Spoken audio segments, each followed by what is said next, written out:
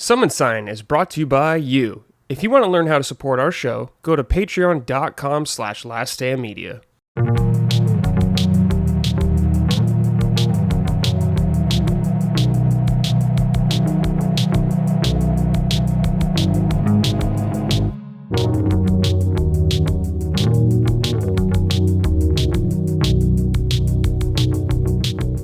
Hello everyone, welcome to episode 81 of Summon Sign. I think it's 81. Last Stand Media's weekly in-depth gaming discussion podcast. I am your host, as always, Brad Ellis. And joining me, I have two fine gentlemen.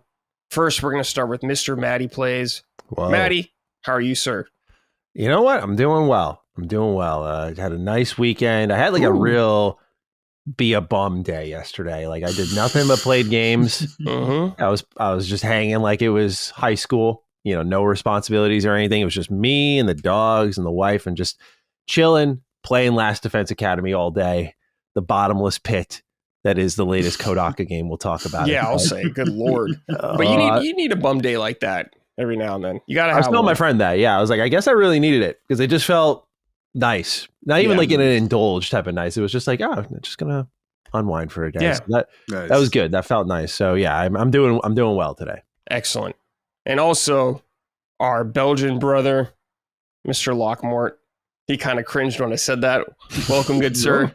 No, I liked it. It was beautiful. It was beautiful. Thank you for having me. It was fun to be here. I have this weird little problem, Matty. I also don't think I told you about this either. But I moved my office back upstairs here, and when I look out my window to my left here, I can see like over all of the gardens of my neighbors. But now one of my neighbors decided to build like this little deck outside of his house, but the deck is pretty high. So now when I look outside my window, I see my neighbors just barbecuing or drinking, which wasn't part of the plan. Yeah. So now you can spy. You can just be like that. Well, I had to cover my window now because otherwise they're literally looking at me here. I don't like that. Oh, yeah. They're like eye level. I thought you were looking down. No. They're like they built like a huge deck, so they're looking inside my office here. We can't have that. No, we can't. That's uncomfortable. Yeah. So I'm gonna. Do you have curtains or blinds? I do, but I don't like using those. I'll just move my office. I'm just going to move my office. No, stop moving your office all the time. You move it like every 6 months. And like not like a room over. You go upstairs or something like that. Yeah. Well, my bed is also here. So I don't know. I'll have to figure something out, I guess. Maybe I'll close the curtains. They can watch you while you sleep and while you work. That's nice. Yeah. I'll be like, if anyone has seen Friends, I'll be like the ugly naked guy across the street. But the upstairs is so good because Ellie likes being by the window with her little cat tree right there. Exactly. That's why I like it here too. And there's a lot of light here. Downstairs, I'm just in my cave, and it's always dark and gloomy. You gotta keep that for your console sessions. Yeah. When you're playing your PC and working, you gotta be in the light. That's true. Well, we'll see what happens. Maybe I can scare them away somehow. We'll see. It'll figure itself out. Yes. Before we get in the show, everybody, please check us out on patreon.com/laststandmedia if you'd like to support us. You can get early access to this show as well as any of our other shows, including Defining Duke, our Xbox podcast that Matty hosts with COG. It's been interesting times over there. Yeah, we're trying. It's dude, Xbox is giving you guys good content, so that's the only thing you can really say, I guess. But it's just like at a certain point, you're like you're just tired. I don't know why this. Like you're like this is really exhausting to constantly be going through, man. So you know what? It's so funny when I think of when we first started talking to do an Xbox podcast. It was I distinctly remember us like high hopes, like man, like the Series generation was the reset button. Like, this is going to be a great time to start an Xbox show. It's going to be really competitive. And to see how it's gone in like 4.5, 5 years time, like literally the most unpredictable shit of all time when you really look back at it. Unbelievable time to start covering Xbox. So, yeah, it's been an uphill battle, though, for sure. I love checking in on like the Duke Discord and the show every now and then when some news hits and just seeing what the reactions are. It's so fun. It's like every 3 months, it's like fucking over. That's what it feels like. I get that. Yeah. Like, because it is that's always been the joke. Like, it's over and now we're back. It's over, now we're back. But like this time, I wouldn't even say like, oh, we're actually over. It's more like this time it just everyone knows it's different. Like everyone is like, in agreement that this is not the same as last year's studio closures and layoffs. Like some people have tried to kind of roll it back, like, oh man, they were doing so well and they stepped on a rake. I'm like, look, man, I'm not giving Xbox this pass because they went like 5 months without a disaster. Like, that's just not how it should be. So we'll see where they go from here. They're still around and kicking, but all silence from the Xbox leadership team. So I'm very keen to see what their first stepping out into the public moment is going to be. Gamescom probably. I'm imagining, which is next month, I think. Yeah. Next month. That's probably it. Yeah, we'll see. Because they're usually the internet does not forget. So unless they got something spectacular up their sleeves, we'll see. We'll see how it goes. What if it's just Fallout 3 remastered finally? Well, like I said, when I'm not a conspiracy theorist, but when Xbox went through all these closures and layoffs and stuff, all of a sudden, like a Banjo rumor popped up, then Fallout rumors popped up. Yeah, of course. And I'm like, it was like the day after. Hey, Banjo's being looked at. Yeah, they're hearing Banjo pitches. It's like, now you are? After you got rid of the guy who directed it. Like, okay. Yeah. Brilliant move. And like, so it sounds to me a little like hey, don't lose hope yet. There's still some great IP here. That's why people care, though. A lot of people are, why do people care about Xbox? I'm like, when they control so many important IP, including my favorite of all time. Sure. I am like arm behind my back forced to give a shit at this point. So yeah, it's been a time. It's been you're right. It's like they have so many IP that I care about, even like with Blizzard and everything like that. I'm like, you're always rooting for them. You have to. I feel like you have to be a fan of them, but you got to hope they're doing good things and making good choices. Because if they're not, it's probably now at this point they're so big, it's probably affecting you in some way. Yeah. I mean, as a Fallout fan and an Elder Scrolls fan, I hate to say it, but I will be benefiting from their new focus on like only doing big things because it's like it's like what are you going to do from Bethesda? I mean, if they're giving you what you want, that's good.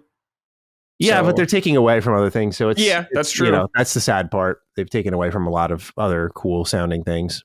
Yeah, that's true. I guess you just got to take the good with the bad at this point. Yeah, that's all you can do. That's all you can do. Sad day. All right. If you want to get some merch, go to laststandmedia.store. We got a bunch of stuff over there, like shirts. I think we still have Health as Wealth stuff, don't we, over there, Matty? I can't recall. I don't remember if that was a limited run or not. We still have the sticker with my face on it. We still got the sticker, the best sticker we have, the Smug Matty Xbox one. You guys fucking love that thing. Yeah, you guys can use that. That'd be cool. Yeah, so make Micah work. She'll send it all over to you. Yes. All right, little warm up right here from Pair of Shoes. Hello, Fantasian Neo Dimension, the Schroeder line, Last Matty Academy, and System Shock 2 Remastered. I don't like saying that. You get hired by Microsoft to start up a new studio with the freedom to make any game you desire. The catch is one of these three beings is the producer you're working with as a director. Number 1. Grimace from McDonald's after being fired without recognition for his decades of loyalty. Number 2, a merger of Gumby and Steve Jobs. Number 3, a sentient silk carpet from India that has an insatiable appetite for human sweat. Which producer would you want to work with, and what game would you have greenlit to make with an unlimited budget? Thanks for all the fun shows, and I wish you happiness for the week. All right, boys. First of all, okay. What's a Gumby? You don't remember what Gumby is? He's from like the 70s or 80s. He's like that green freak. Here, I'll send you a picture. Yeah. Gumby, like, I don't know how to describe Gumby except saying he's a freak. What is he from? Gumby. Oh, that's just a thing? Yeah. Here, I'll send you a picture of Gumby. Oh, that's a horrifying Gumby picture. Jesus. I'm excited. While I'm looking for Gumby, Matty, what do you want to do? I feel like you bring Steve Jobs into the picture and he takes your job. So I'm going to... That's a good point. I don't know why a silk carpet from India is here as a producer. I guess it's like, do I wrap myself in that? So I feel like Grimace makes the most sense here. Yeah, like, that's what I was thinking. Yeah, I feel like Grimace has a chip on his shoulder. Yeah, he seems ready to like pissed, so he's ready to prove himself. He got fucked over. He's ready to make a name for himself. But that's good because that's passion, Matty. But I also I'm worried about the ego a little. Yeah, true. This is about him now. It's not about the project. Oh, yeah, I remember Gumby. A humanoid booger who is the main protagonist of the Clay comedy series, which is named after him. Yeah, Gumby. I didn't know he was a giant booger. Damn. I didn't know he was a booger either, actually. That's so weird. You see in this wiki, it says enemies. And one of them is Ebenezer Scrooge. What? I don't know. I remember those like block guys or something that he's... Yeah, the blockheads. Yeah. The Black Knight, Mr. Doe, Ebenezer Scrooge, and Mahir Ahmed. Yeah. He has the powers of invincibility, reconstruction, skating, shapeshifting, and size shifting. Damn. This is a fucking crazy booger. Yeah, Gumby's insane, dude. He like slides around. He has a horse named Pokey, I remember. I don't know. I remember seeing it, but I was never really a huge fan of Gumby. Something a little unsettling about it that I didn't like. It's like Fraggle Rock or some shit. I remember a lot of people liked that show, and I thought those things were hideous. Oh, those I love Fraggle Rock. I know, you would. You look like you're from it. I'm just kidding. I was waiting for the delay because I knew Locke would laugh. Nothing makes Locke laugh more if you make fun of him. I'll get you back at some point. Don't worry. Oh, don't. Yeah, you will. Yeah, you will. Well, yeah, go ahead. I was like, what the fuck are we talking about again? Well, I would pick Gumby then. He looks cool. He has like cool enemies. Well, it's Gumby mixed with Steve Jobs. Oh, Steve Jobs dead, so that no worries. So that doesn't matter. Anything, so. Oh man! Just have Gumby the booger, and we also have to say the game that we're making, right? Yeah, whatever game you want to make.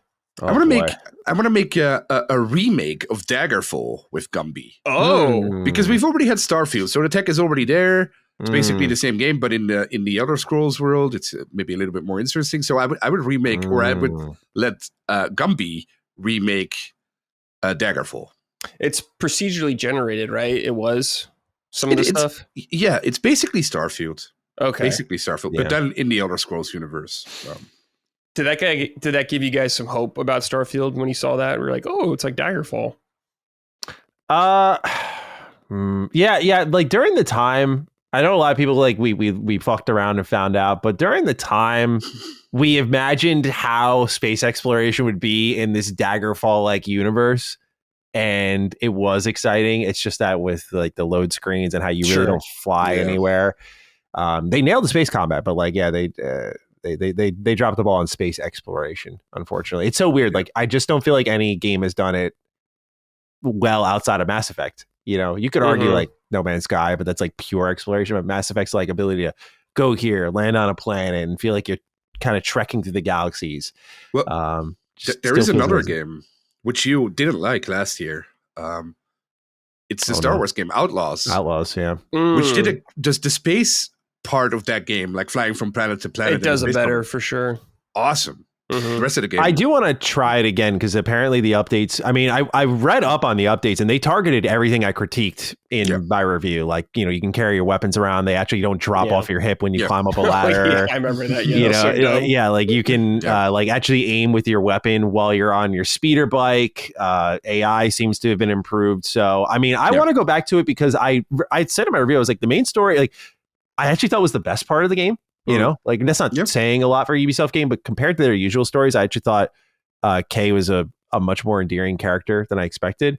But it was just like I expected to be there for a long time, bro. When I was like in and out in 20 hours, I was like, that's not good. So I do want to try that again. So maybe that would scratch that itch. I think if I'm gonna make a game with Grimace, I'm gonna like revive Sly Cooper. You know, like I'm gonna bring it back. Well, it's with Xbox.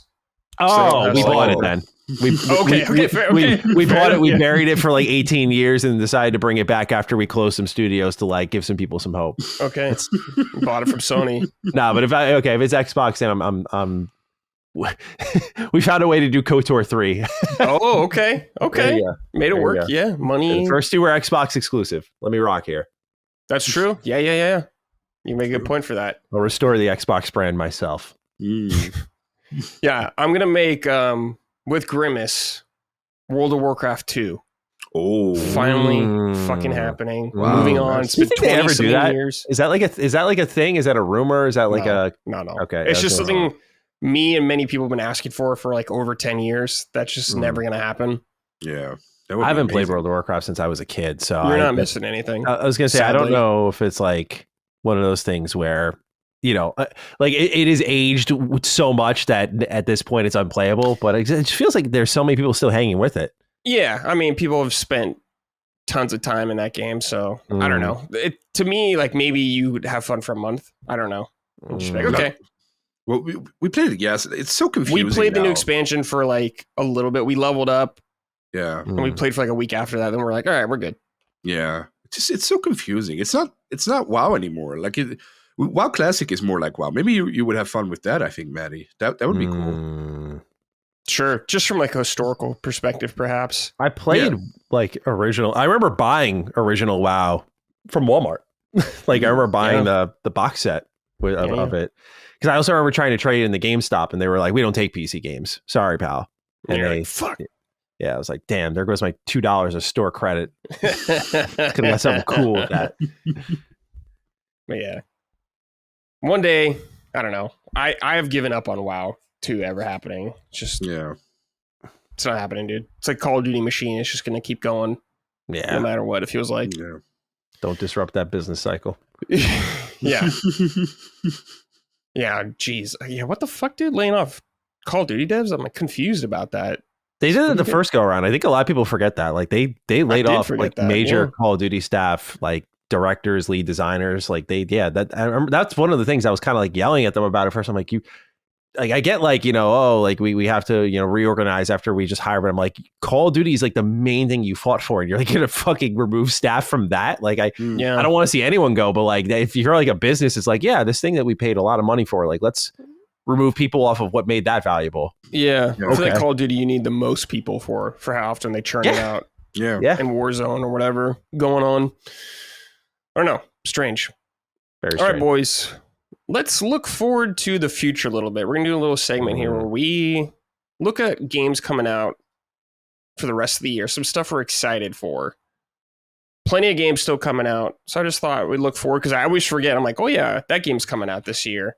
Yeah. So we're just going to start there. I'll just start because this is coming very soon. This week, in fact. Donkey Kong Bonanza. Matty, are you in? Yes, Brad. I don't know if you can actually see it, but it's playing a little DK64 to warm up. Oh, shit. To warm up the 3D Donkey Kong muscles. The only 3D Donkey Kong game, yeah.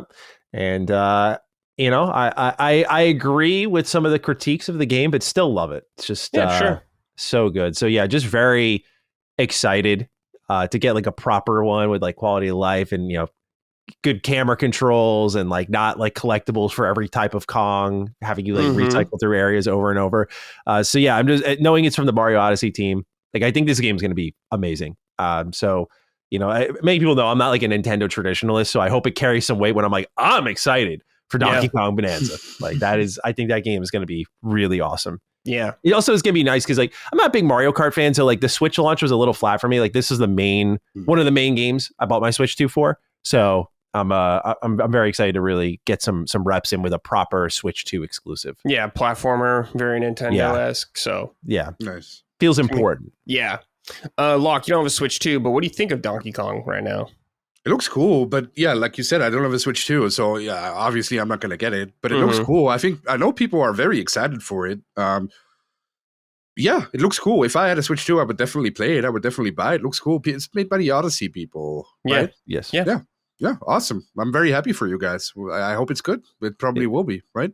Yeah, I mean, the direct showed like a lot more than I expected. Like a lot more. You could like fly around and shit. Like the transformations you could do as DK without spoiling for anyone who hasn't watched it. Just really good stuff. Yeah, man. Lock, is there anything coming out in July that you're excited for? Tomorrow. Or when this goes up today, actually. Neverwinter Nights 2 Remastered comes out today. So when you're watching this, you can download it right now on the Steam or PS5. Don't do it because we'll get into it later. But I hope it's good. I hope it's good. But I'm excited for that one. Yeah. A legendary PC game. getting a remake. So No, remaster. Sorry. Yeah. So interesting. Yeah, I'm curious about it. Like you said, well, I've missed a lot of CRPGs. I didn't have a PC till much later in life, so I missed all those cool RPGs and stuff like that. So I'm always curious to hear about that stuff. But it sounds like to hold off for a minute.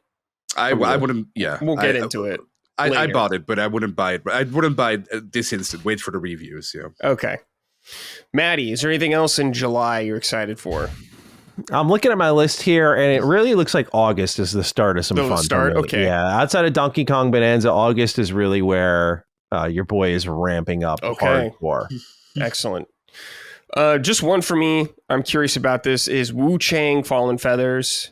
I love Souls-like games, so this looks pretty cool from what I've seen. I haven't seen a ton of it, but I am curious to see. I think it will be on Game Pass, so it will be on Game Pass. You are check correct. it out really easily. Okay. I'll play and riff on, get all my money back again for the 5th time. We'll get into that. Someone wrote in about that. It's really funny. But yeah, Wu Chang, curious about it. All right.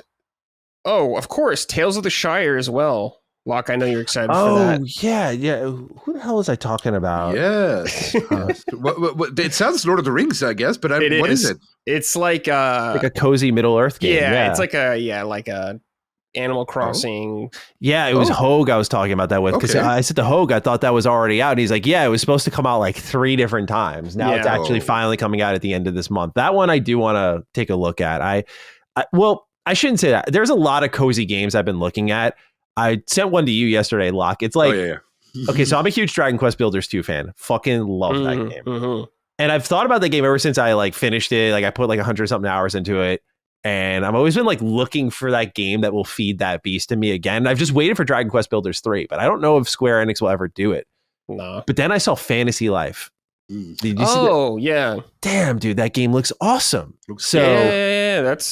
It's sold really well, actually. Yeah. I had a friend who DM'd me about it, and like I think it was in the middle of May or something. So I was like still bouncing around with Doom and Expedition and Last Defense Academy. So I just had no bandwidth for anything. But now that I'm wrapping up Last Defense Academy, I'm like, okay, my gaze is starting to avert a bit. I'm starting to look around, like, what can I pick up? And of course, after this time sink that was Last Defense Academy, it's like, what's wrong with my brain? I'm like, I'm looking at a bigger game now. But I'm looking at these cozy games. I just bought Wanderstop on the Steam sale. It was $20. Because that was like a little 12-hour game. Yeah, that seemed really interesting to me. So I wanted to check that out. And so I got a couple cozy games on the docket this month. And I forgot about Tales of the Shire, because that's another one. It's like, I love Middle Earth, and I could get down with a little cozy Middle Earth game. So we'll see what the reviews say. I'll probably decide from there. But yeah, Fantasy Life is the real one calling my name. But I don't know what to do, man. It's like, that's what I want to play, but I'm looking at what I have going right now and what I want to play. I'm like, I don't know, man.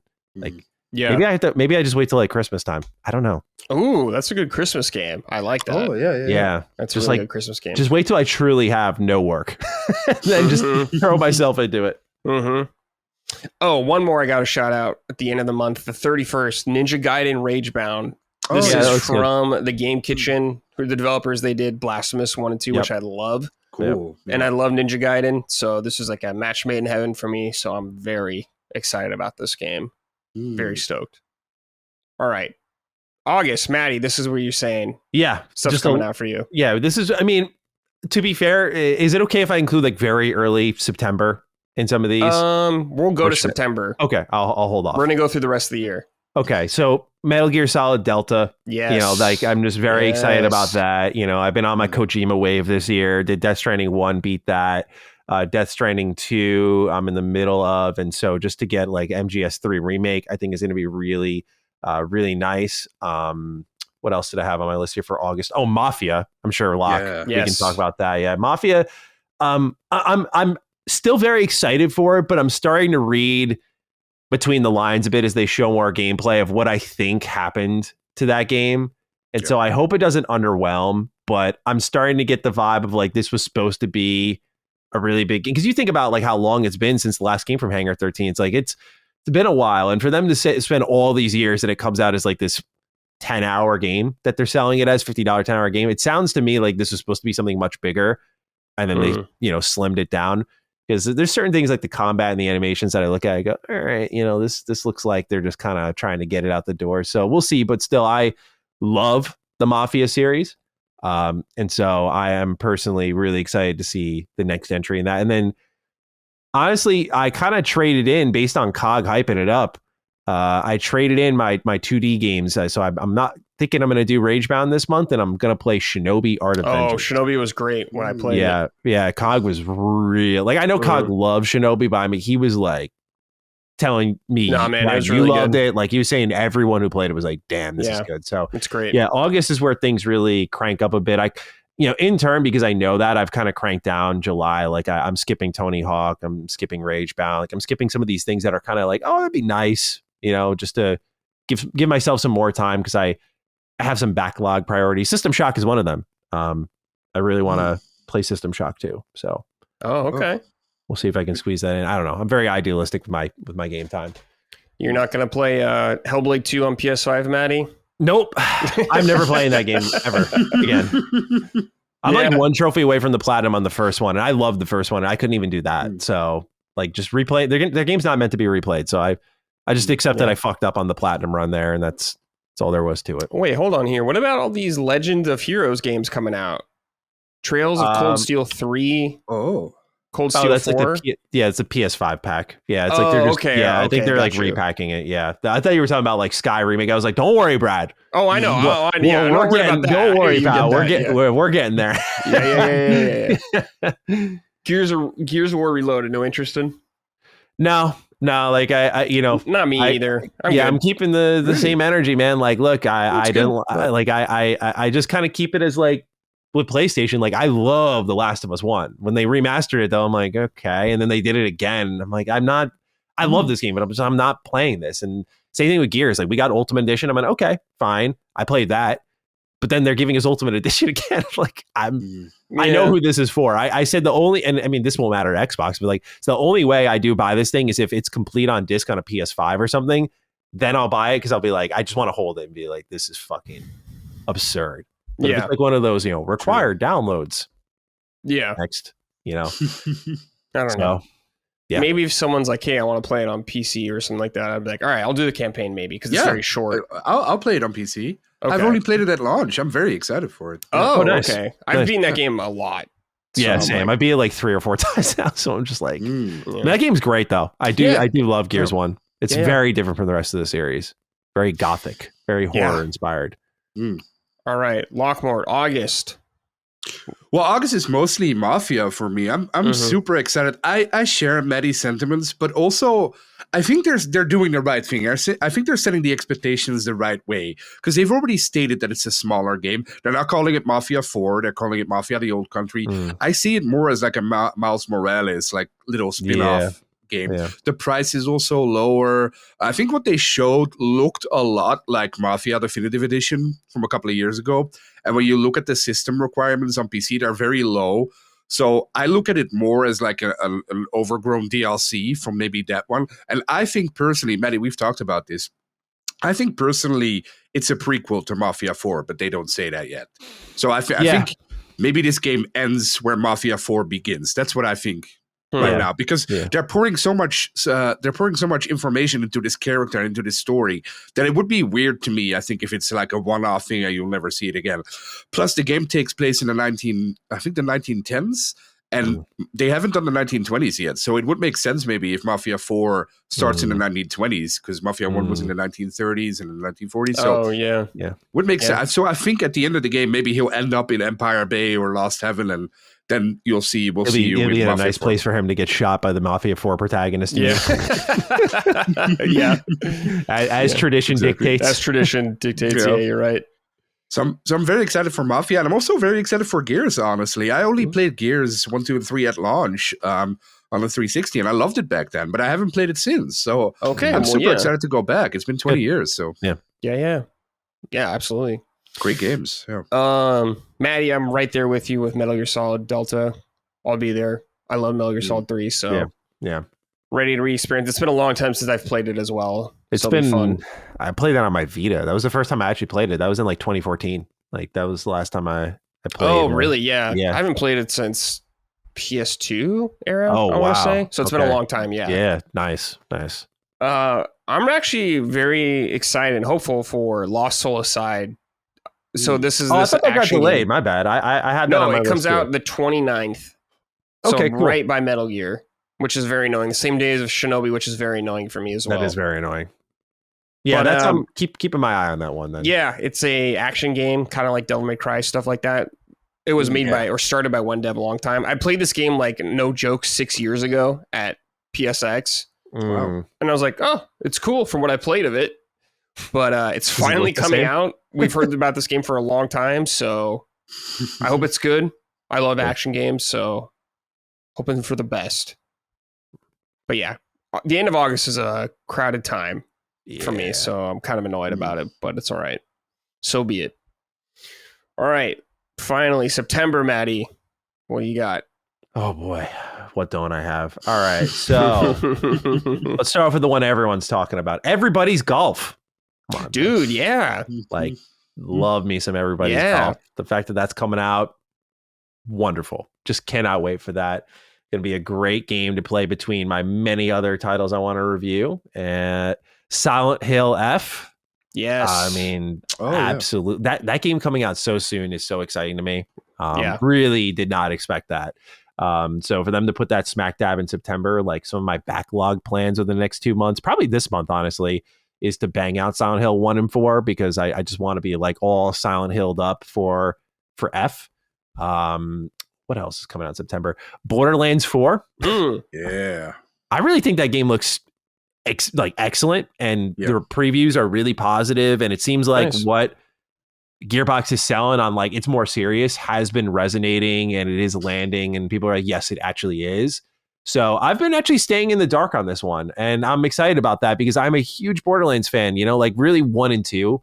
I've fallen off for a while in that I haven't long-term liked the other ones as much in the terms of like story and characters and writing. So for them to kind of be, and especially the movie, me and Lock had the summer to the movie.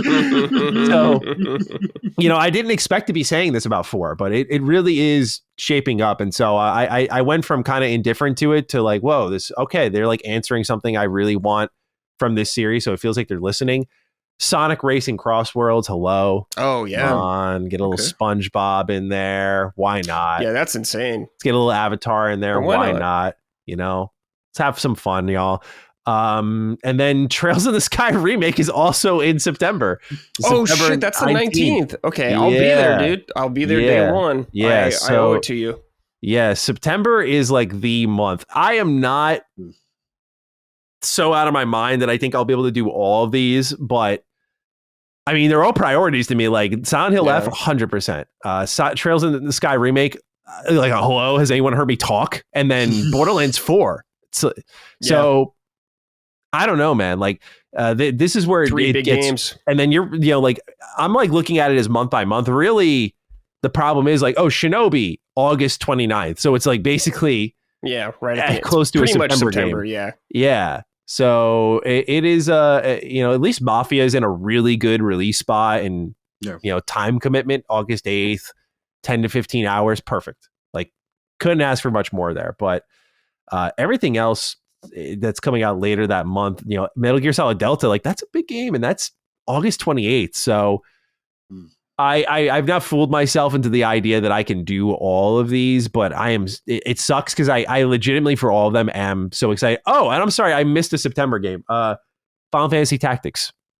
Yeah. Oh yeah. Absolutely. Yeah. So those are all like Matty-ass games. I don't know. Mm-hmm. It's tough. It's a really good month. It's a really, really good month. So that's where, I mean, you get to spread the wealth, I guess, throughout the rest of the year is what I'll be doing. It's like, all right, this is what I'm playing until 2025 is up. So that's my list though. Just it's tremendous stretch of gaming there. Yeah. Lockmore, what about you? Anything in September? Well, I'm very lucky for the rest of the year because there's only one, at the most 2 games in October that I really want to play. And in September, my game will be Borderlands 4. Okay. I loved all the other Borderlands ones, except for 3. The story in 3 was atrocious. But the game itself was really fun. The shooting and stuff was really fun. But like Matty said, the stuff they've shown so far, it looks like they're taking a way more serious route opposed to the other ones, which looks really cool, but they're still keeping the spirit of Borderlands. And also the way it looks. It's finally like a big leap I think they're making here. Because it looks way better than 3. While 3 looked like, of course, it looked better than 2, but it was still like the cel-shaded stuff still looked kind of janky. Here, it actually looks really, really good. So the only thing I'm scared of is that I don't get to afford a new PC before Borderlands gets here. But if that's the case, I'll get it on PS5 Pro, I guess. But that's a PC game to me. So Borderlands 4, I'm really excited for. But for September, that's basically it for me. I'm very interested in Final Fantasy Tactics, but that's a game I'll pick up in January or February. Yeah, you can get to it whenever. Yeah. Yeah. Don't gotta worry about spoilers on that game. Yeah.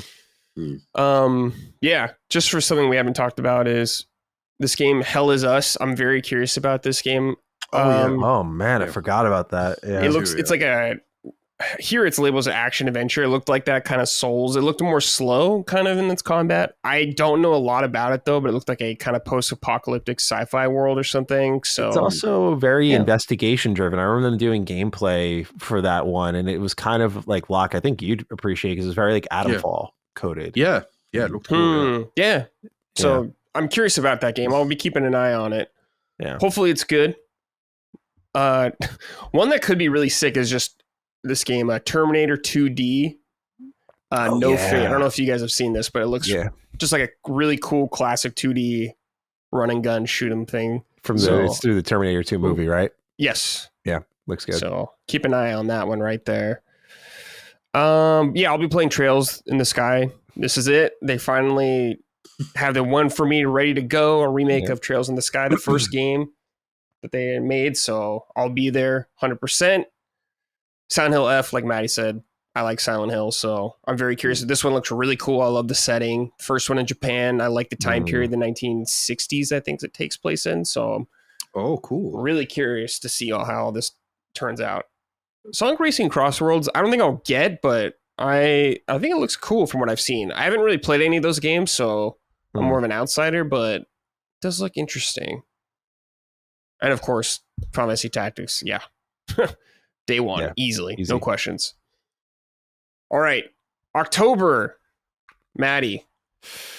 Ghost of Yote. Mm-hmm. Looks superb. Yeah, all of us will play that, I'm sure. Yeah. And that's basically a September game because that's the tail or the very beginning of October. And Outer Worlds 2. You know, dude, that's October. Holy shit! End of October. But you know, I gotta be honest, man. Like, I get Xbox is in a really shit spot, and I get the $80 is going to be a big talking point with this game. It sucks because I feel like Xbox did the worst thing imaginable to this game because it looks tremendous. Like, I think for a lot of New Vegas purists out there, they keep using it as a touchstone. They have all the systems from New Vegas here, down to Fallout's radio is here. Like, it really is a Fallout game in a lot of ways, it looks like. And so I'm very, very, in spite of it all, very excited for the Outer Worlds too. You know, I had some worries at first when I saw the game because like they kind of try to show like action stuff. And I'm like, well, no, like I want to see like choices and exploration and everything. And they've listened to all the critiques of the first game, which, you know, it seems like there were a lot of, but to me, I was like, I had very little in the scheme of things. Oh man, there's two others here in October. There's Ninja Gaiden 4. Oh hell yeah! Like, dude, all day. Mm-hmm. And gotta be honest, man, Pokemon Legends EA. Oh, really? Yeah, I had this idealistic approach to my Switch 2. I was like, oh, I'm finally gonna play and beat Pokemon Scarlet. Played for like another 10 hours, and I was just like, yeah, Pokemon. Like, this is just only good in some ways. And I love the Legends game. Arceus was awesome in my opinion. Just really like the battles felt good, felt tactical enough, but it was really the catching, the sneaking around the kind of Monster Hunter zones. And this game's kind of bringing it to a city space. So I know it looks laughably bad as Pokemon does. Yeah. But at least it looks like it's running okay this time. Yeah, there's that. And I just think the Legends gameplay formula is so enjoyable. And you know, like again, I enjoy the non-mainline stuff for Pokemon, and that's kind of what this is. And it just seems like this is where they get their better ideas. And so I am, again, very excited for this one. I have to admit. So yeah, that's like a must play on my list because Okay. Arceus really, really impressed me. Okay. You know how ugly it looked, but also how fun it was. Yeah. All right. Lockmore, what about you for October? Very simple. Yote and the Outer Worlds 2, for the exact same All right. reasons Matty just said. I think Yote looks incredible to me. I wasn't the biggest fan of Ghost of Tsushima. I thought it was a fine game. I thought it was cool, but I wasn't like a lot of people were like blown away with it. I thought it was I thought it was great. Japan, so the setting is whatever. But I think this one, looks really cool. I especially like the music, what they showed in the trailer. It's like a more Western. Not, I don't mean Western, but I mean like U.S. Western, like the Western style game. A little bit of Kill Bill. It actually looks like what I wanted Shadows to be. So I'm very excited for Yote.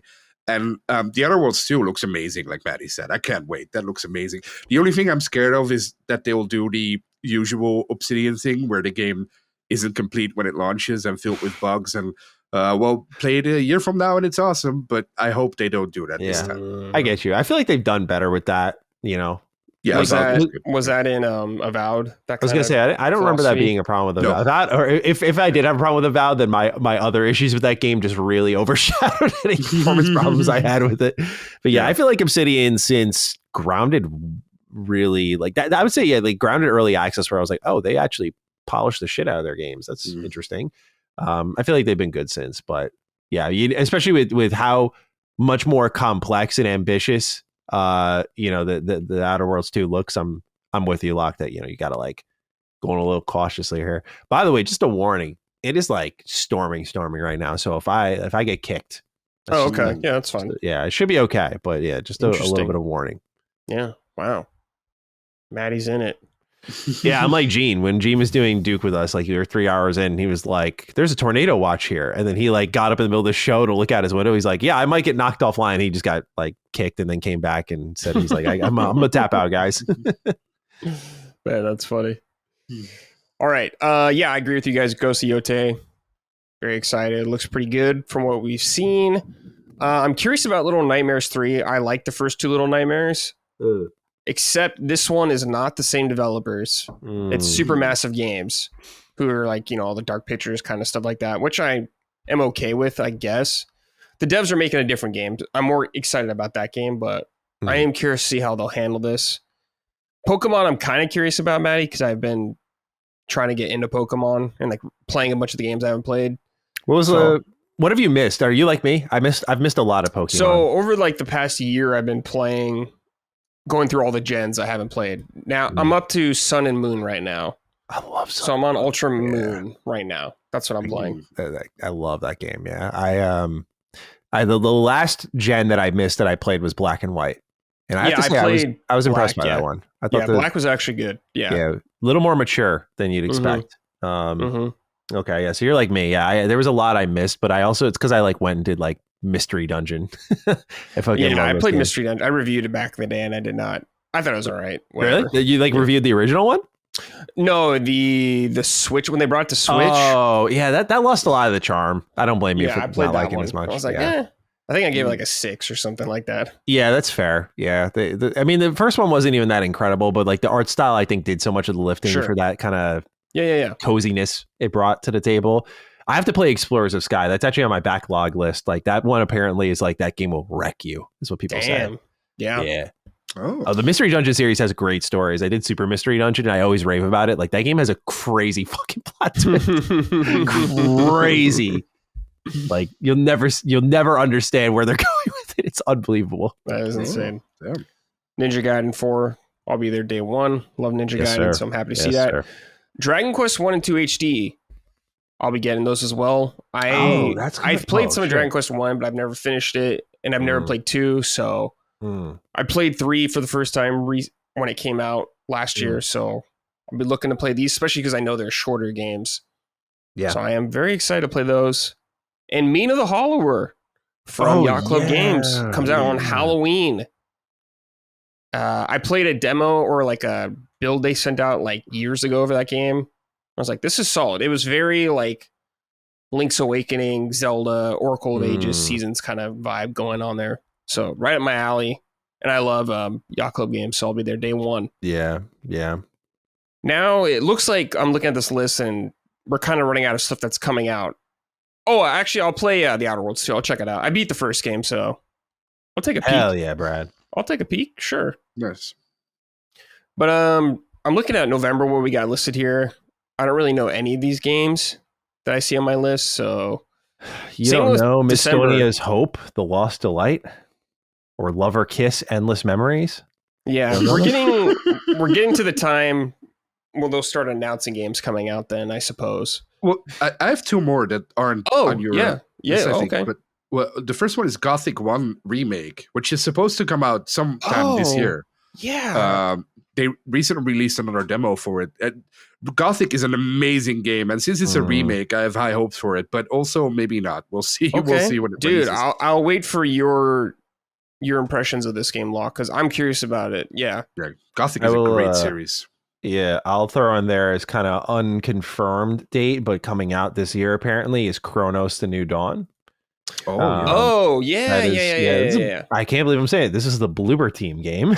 Yeah. And it looks really good. And as someone who's a huge Dead Space fan, like that is I think Silent Hill has eclipsed it now, but Dead Space is like my favorite action survival horror game, I guess. Oh yeah. And this looks like their take on that. And so I'm very, very keen to see what they're doing there. Yeah, good call. Yeah, because it looks like Q4, it says Crimson Desert's coming out, if that actually happens. Yeah, the rumored date is November. Yeah, so that would be one that would be on my list. Yes. Because I've been so curious about it, and I've missed like multiple chances to play. Like it's cool. I've played it. It's Do you believe it? Do you believe it? From what I played. Oh, really? I was like, yeah. It was crazy the amount of shit you can do in that game. Because they did the same thing. You've probably played Black Desert, right? They did the same thing a couple of years ago, I remember. And it looked so cool. And then when you played like the demo, it was like, oh, this is amazing. And then you got the game and it's like, oh, wow, this sucks. Well, I played an hour of the game and they threw me in a slot that was like 20 hours into the game. So there's so much tech I was like learning. But you could do a crazy amount of shit in that game. Okay, like player expression, combat, all that stuff. Sword fight, like a bunch of different weapons. I was doing wrestling moves on people, just throwing guys and shit like that. Goofy shit. Lots of traversal going on there. Different forms of traversal.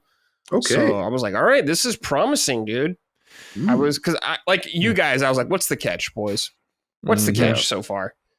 And I was a believer, but I was like, it's gotta be something somewhere that snags this thing back. It reminds me, it looks like what I want Dragon's Dogma to be, where it's just kind of like more of an evolution. How dare you? Dragon's Dogma 2, like I loved the first one that came out. 2, I thought it was all right. I wasn't like super impressed with it. I'm sorry, Matty. Calm down. I'm sorry. Matty. I thought it was fine, but I wasn't like, I was disappointed. I was like, it didn't wow me. Yeah, I'm scrolling through this wiki article you linked us, and there is so much that is still like rumored to be dropping in Q4 that it's actually kind of terrifying because I already felt like I had more than enough to play. But I'm looking now, it's like High on Life 2 is one that I'm actually interested in. Cool. Hyrule Warriors: Age of Imprisonment. Oh yeah, that's gonna come out. Yeah. Metroid Kirby Prime Air 4 Riders is not on here. Do you think Kirby Air Riders, Mr. Punching Up? Do you think this comes out this year? That's a great question. They haven't like announced anything for fall, except we still need Metroid Prime 8. Yeah, that's other one here. Metroid and Kirby Air Riders could come out. Yeah. So there's a rumor that there's gonna be a direct this month. So if we don't like see it there or hear about a date, then I would say no, coming out this year. Okay. I'm more inclined to believe right now, yes, that it will come out. Yeah, that would check out. I feel like Nintendo always has a direct in June or July. Yeah, well, Nate the Hate said after Donkey Kong in July. So okay, well, this week. Take it to the bank then. Yeah. He seems to be bulletproof right now.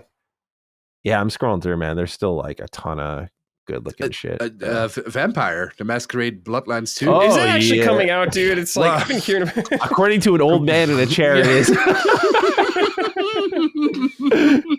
They had this one really creepy trailer with like an old guy talking to the audience saying it's coming out soon, and then he literally never saw it again. He literally said, "Yes, the game is done. We're working on it." And that was it.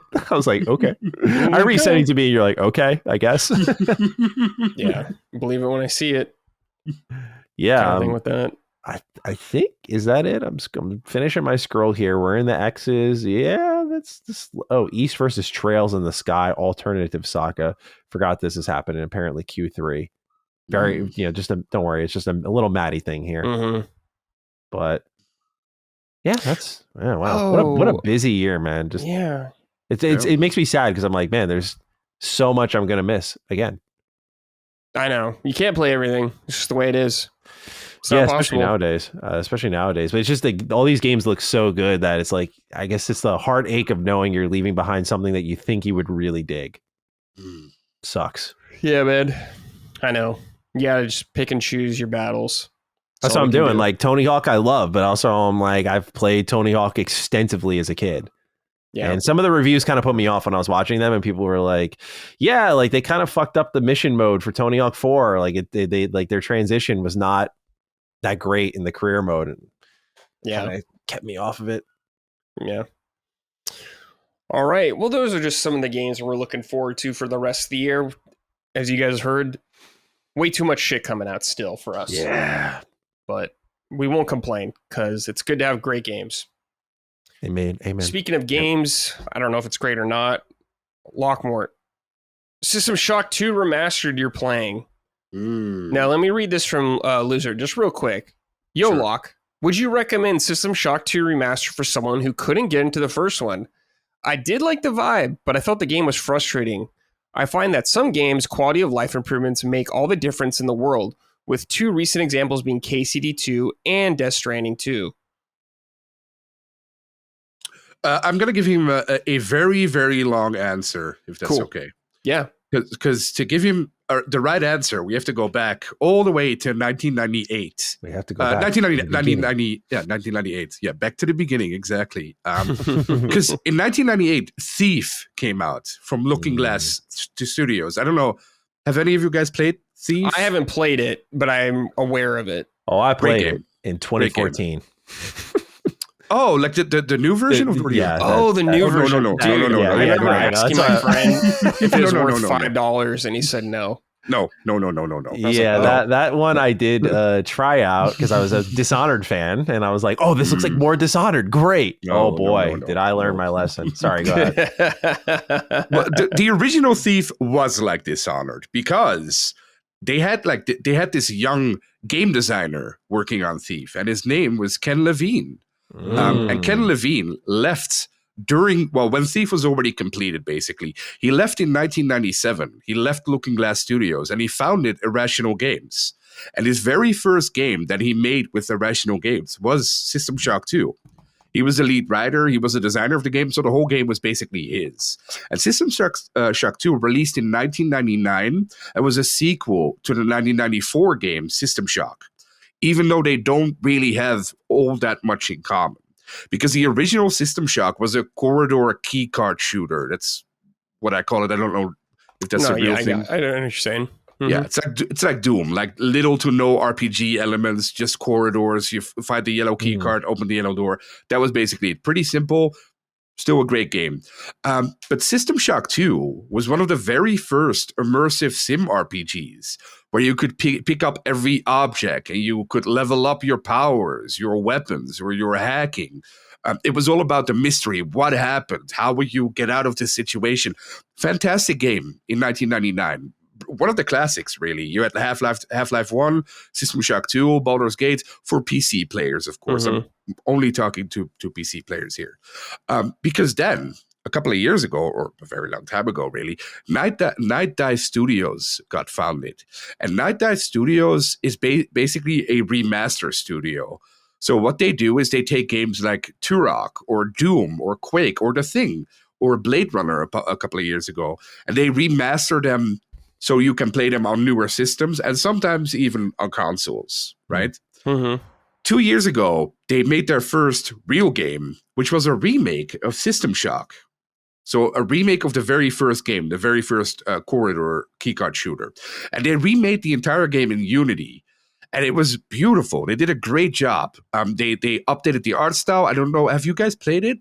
I played the demo of it when it came out. So I have an idea what it looks like. Does that kickstarted? I don't know. I Possibly. I don't know really. I Could remember. be. Yeah, but that one I own that physically. The first one. Good game, very good game. Pretty simple, but good game. The game takes place in the year 2072, like in the future. You play a hacker who's on Citadel Station, and a rogue AI has basically killed everyone, and you gotta take her out. That's a pretty simple story. There's more to it, but that's basically what it is. And the remake was great, and they optimized it really well for console too, so you could play it with a controller.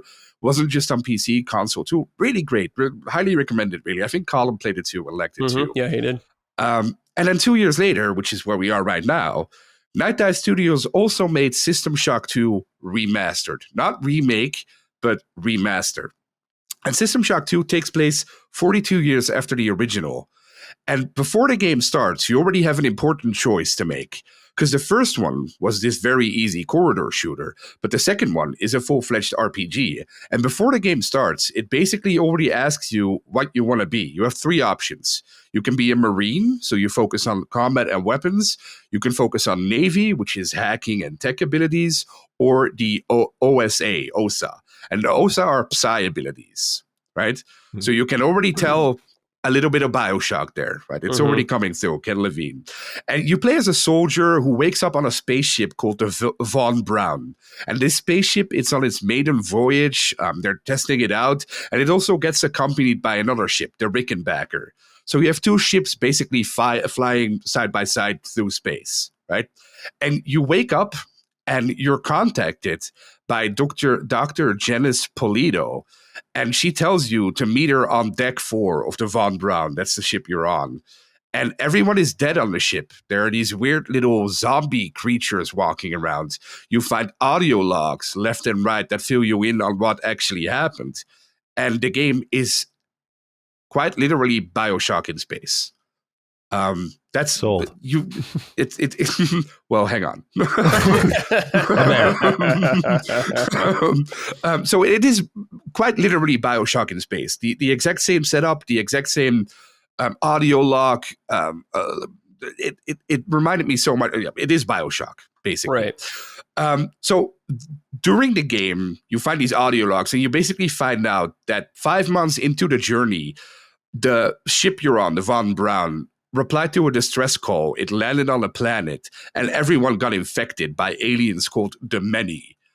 That's what they're called, like their race, basically. And they infected everyone, and now you got to find out how does this connect to what happens in System Shock 1.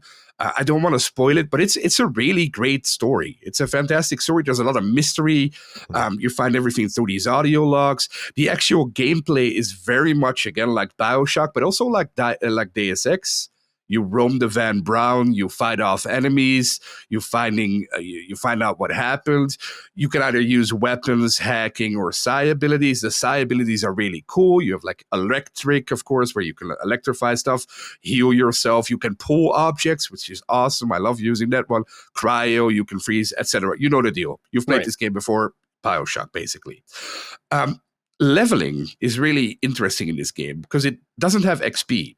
You level through cybernetic modules, and you only get these cybernetic modules in 3 ways: through completing objectives, like following the story, through exploration, or very rarely through combat, but really not through combat. So there's no XP.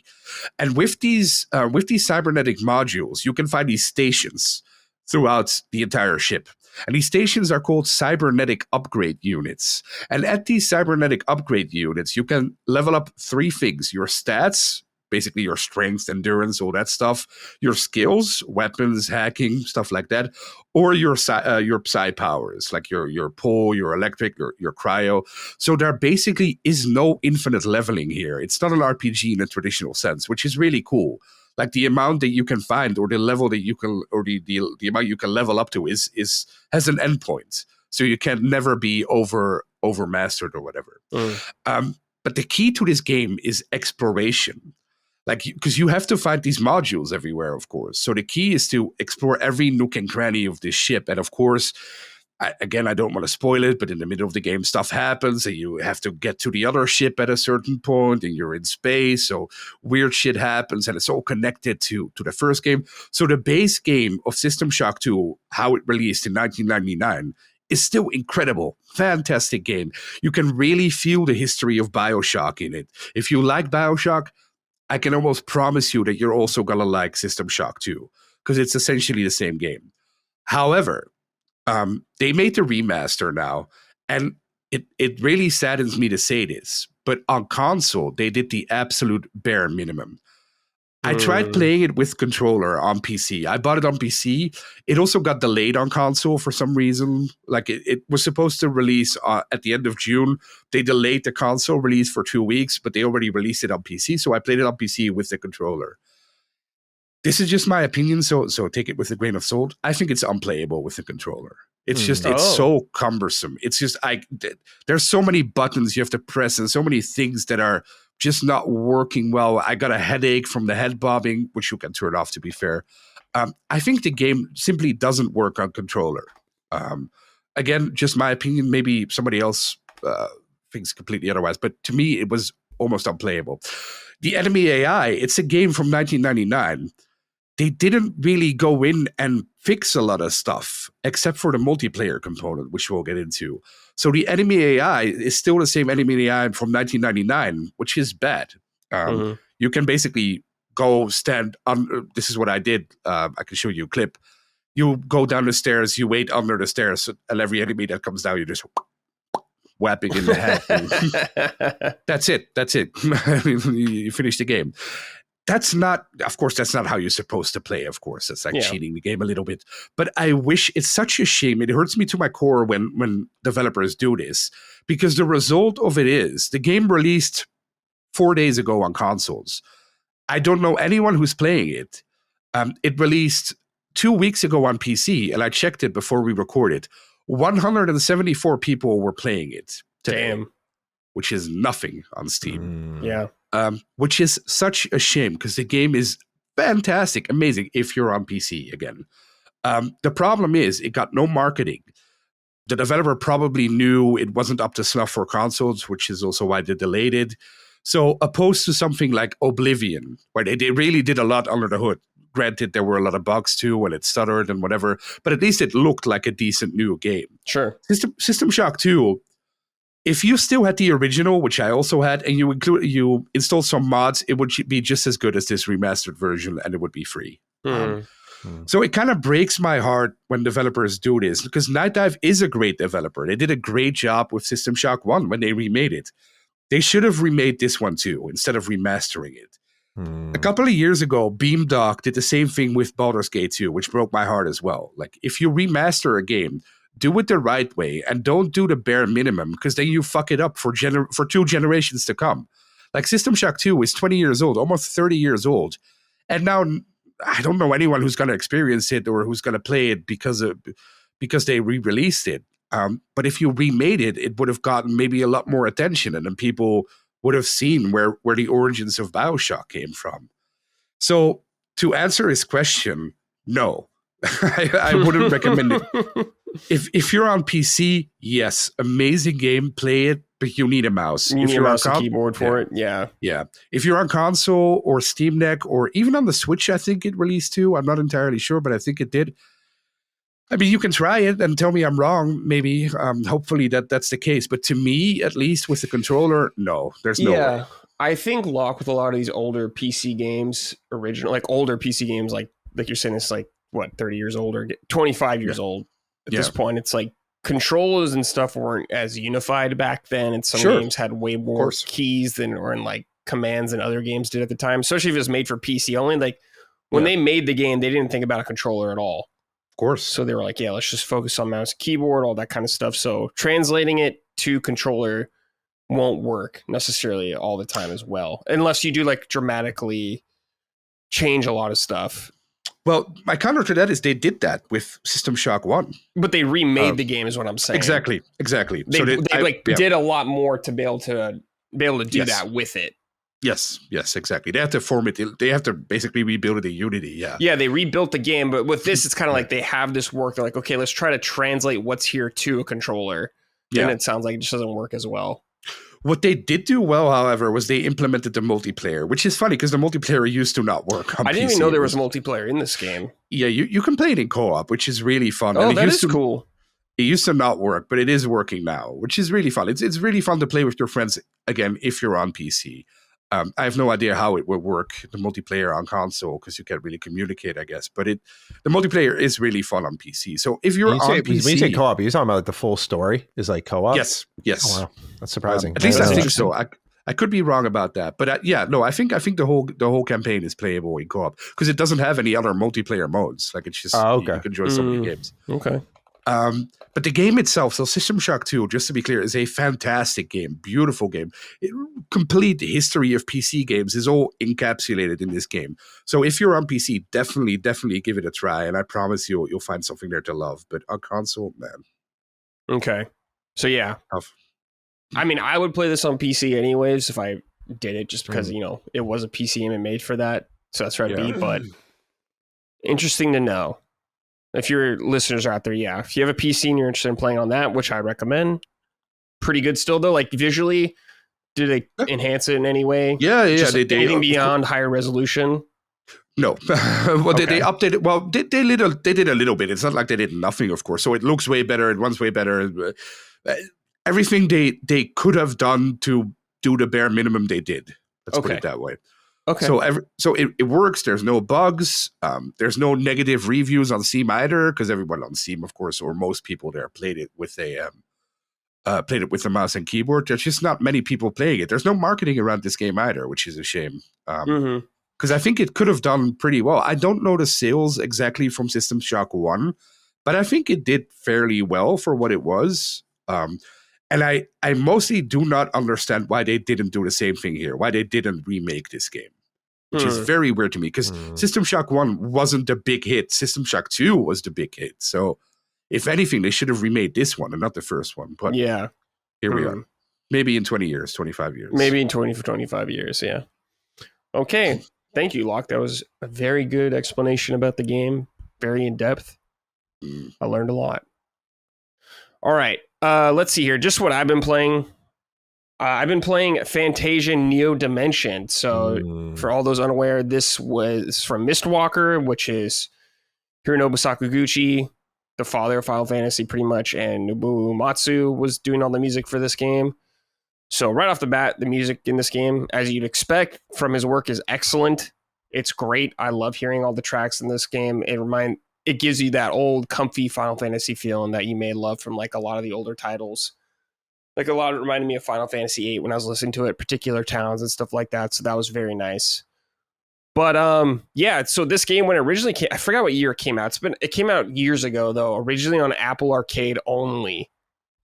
And then when it came out, I was of course curious about it, but I was like, I don't want to play this on my fucking phone or anything like that. I'm not going to play a huge RPG on my phone. And there was rumors about it coming to Steam and stuff like that. So I was like, okay, I'm just going to wait. And I'm glad I did, because Squaresoft, which is interesting enough, published it eventually down the line. I have a physical copy right here of the PS5 version. So it's on everything, though, if you're curious about it. I think it's on Xbox and Switch, all that good stuff. So if you want that, it's there. But yeah, this is a very traditional Japanese role-playing game. I wouldn't say it's like incredible or anything like that. It's solid, though. It's good overall. Let me read this really quick from Lizard as well. Or I'm sorry, Loom Doom wrote this in.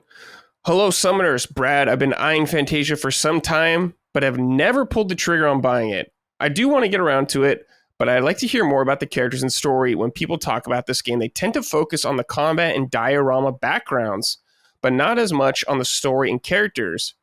Are they interesting and memorable? Do they hold up to the classic Final Fantasy games? Or do you find both aspects just okay? Anyway, keep up the good work, boys. Cheerios. So what I'll say about this game right away is it does the the number one like anime game trope, JRPG trope you can possibly think of. Matty, can you think of what it is? Who am I? Amnesia. Right off the bat. Your character has amnesia immediately, who is Leo. By the way, I do like the cast. I only have 3 party members so far, like main ones. I can tell who's going to be party members in the game. But the characters themselves, I do like. They're not like incredible. Like, I want to be honest here. You're not playing Final Fantasy 6. You're not playing Final Fantasy 7, like kind of cast thing. But the characters are solid all around. Someone in the Discord told me this game because I asked in the Discord like last week if I should play this or go back to Unicorn Overlord and finish it. I have to restart the whole game. Someone recommended Fantasian to me and said it reminded them a lot of Tokyo RPG Factory, which is a now extinct team that was at Square Enix. They made I Am Setsuna, Lost Sphere, Oninaki, which I liked all their games, but they're not like incredible games. If you want like a number, I'd say they're all kind of in the 7 range. Maybe except I Am Setsuna is higher, I would say. But they're just good. They're not amazing like that. And so far, overall, this game is good. I like it a lot, but it's not that kind of game that's going to get people into the series, I would say, like that. Like, if you're not a fan of JRPGs and stuff like that, it won't probably hook you in. But if you do like them, like I could see Matty having a good time with this game, enjoying it and like appreciating what it offers. Like I could see Colin having a good time with it as well. But for those people who are more on the fence about JRPGs and stuff like that, I would say there's probably better things to go for right off the bat. But I do want to stress this. I am having a good time playing this game. I am enjoying myself playing. I feel very comfy. It's what I guess they would say comfort food in that sense. Like I said, the music, the story, it has tropes in it, but I'm looking forward to see where it's going. It has picking up steam. I do like the combat system. The combat is very traditional. You're very basic turn-based combat, but what's interesting is it was an iOS game originally, or you played it on your phone or a tablet or whatever like that. So a lot of your character's attacks you would kind of trace out, I believe, on the touchscreen. In this, now you just use the analog stick, but for instance, some abilities put down a line you could see, and it can kind of like highlight multiple enemies at once, so you can kind of hit like 3 guys at one time. You can position things just right. So that is one aspect to it, but there's no like crazy mechanics else going on. It's not like Bravely Default where you spam like Bravely or Default, like some crazy thing like that, or you're not parrying shit like in Clair Obscur. So it's very traditional in that sense right now. One interesting thing is throughout the game is you have this kind of like this device where you can send enemies into a dimension to fight later. So it's all random encounter. You don't see guys on the map. It's very traditional random encounter. And what you can do is you can either fight people whenever you want. You just get your random encounter. That's fine. Or you can have this device where it'll store the enemies for you. You could store it up to like, I think 30. Maybe this will increase as you go later on. So if you just want to run through an area, you can do that, but you will have to fight them later.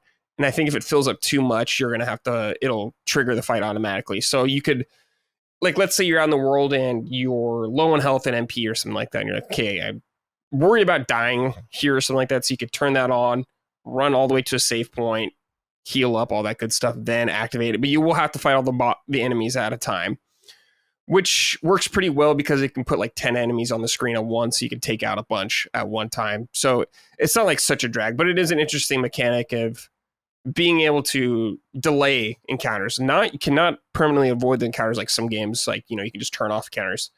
Can't do that here. But so far, that seems like one of its biggest hooks from a gameplay perspective. That's different, I would say, that stands out. Visually, like this reader or Loom Doom wrote in, the entire game has dioramas, like backgrounds. Like everything you're exploring is a diorama that someone made, and it looks really fucking cool. Yeah. I really look forward to seeing whatever environments you're going to go to and just see these creative and things people have made that you go through, like towns, forests. It all looks really awesome, and I really appreciate from that aspect. Your characters are not, of course, diorama, but I feel like they translate pretty well into the diorama backgrounds. They've kind of blended them together in a certain way that works well. This game is not like a crazy like showpiece, I would say, visually, because it was an iOS game, but it does look nice. I think the remaster they did for this game has enhanced it, and it works well, and I do like the way it looks. But I mean, sorry, there's the just for anyone curious, there's the typical side quests out there. Go out there, get a quest. Some lady was missing her fucking cat or something like that. I had to go find it like that, get some items, upgrades, all that good stuff. But it is very traditional, like I was saying, in typical JRPG regard. But it's good. I'm liking it. I definitely want to finish it. I think it's a pretty long game from what I've heard. I don't know how long, but it's I think it's like 30 plus hours, maybe like that. Oh, wow. But so far, I'm liking where it's going. I'm getting more interested in it. Oh, by the way, it's all fully voice acted and all that kind of stuff. So it does have quality of life stuff like that for you in there. But if you're looking for something a little more traditional, it reminds me a lot of like the PS1 era Final Fantasy or RPGs in general, like its perspective and everything like that. So it's very cozy for me. But for all those others out there who are not super into the genre, probably not for you. Let me read this from Family Heirloom Locket with an 1800s Pro Jared style dick pic in it. God. Damn. Bradley. Come up with that. I don't know if I should be annoyed or excited for you. You're finally on the Sakaguchi train, but not for Lost Odyssey. Please tell me you're still going to play Lost Odyssey, even if you're not super hyped about Fantasian. All ball busted aside, Lost Odyssey is one of my favorite games of all time. I just want to see more people give this masterpiece the attention it deserves. I love to hear you and Matty talk about it when the time comes. Keep up the great work. I have not forgotten about Lost Odyssey, everybody. It's going to happen one day. But I have this on here, just ready to go on PS5. I was like, okay, well, I'm just going to do it. It's right here. It's time. I've been wanting to play this for a while. Lost Odyssey, it's been so long. I can just play it anytime I feel like that. Yes. I do want to play it, though, because I know Matty loves it. Oh, yeah. I love Sakaguchi, obviously, Nobuo Uematsu, because I love Final Fantasy games, and they're so key to those games. So I've heard nothing but good things about Lost Odyssey. So yes, it will happen one day. I will let you all know when it does happen, but I just don't know when. It's arguably his best game. You know, like, I sincerely feel that way. It's just spectacular. So yeah, whenever you play it, get me on here. Yes, whenever I play it, I will let Matty know immediately. Hell yes. Fantasian is not that, but it's still solid. And I'm very happy it exists. I'm very happy you can play it on anything now. You don't have to play on your fucking phone anymore. So that's good stuff. Yeah. Matty, do you own this game? I do own this game physically. Yeah. I mean, it was one of those things like we talked about when we were going through, 2025 games. I think it came out in December. It was like a kind of a bad time.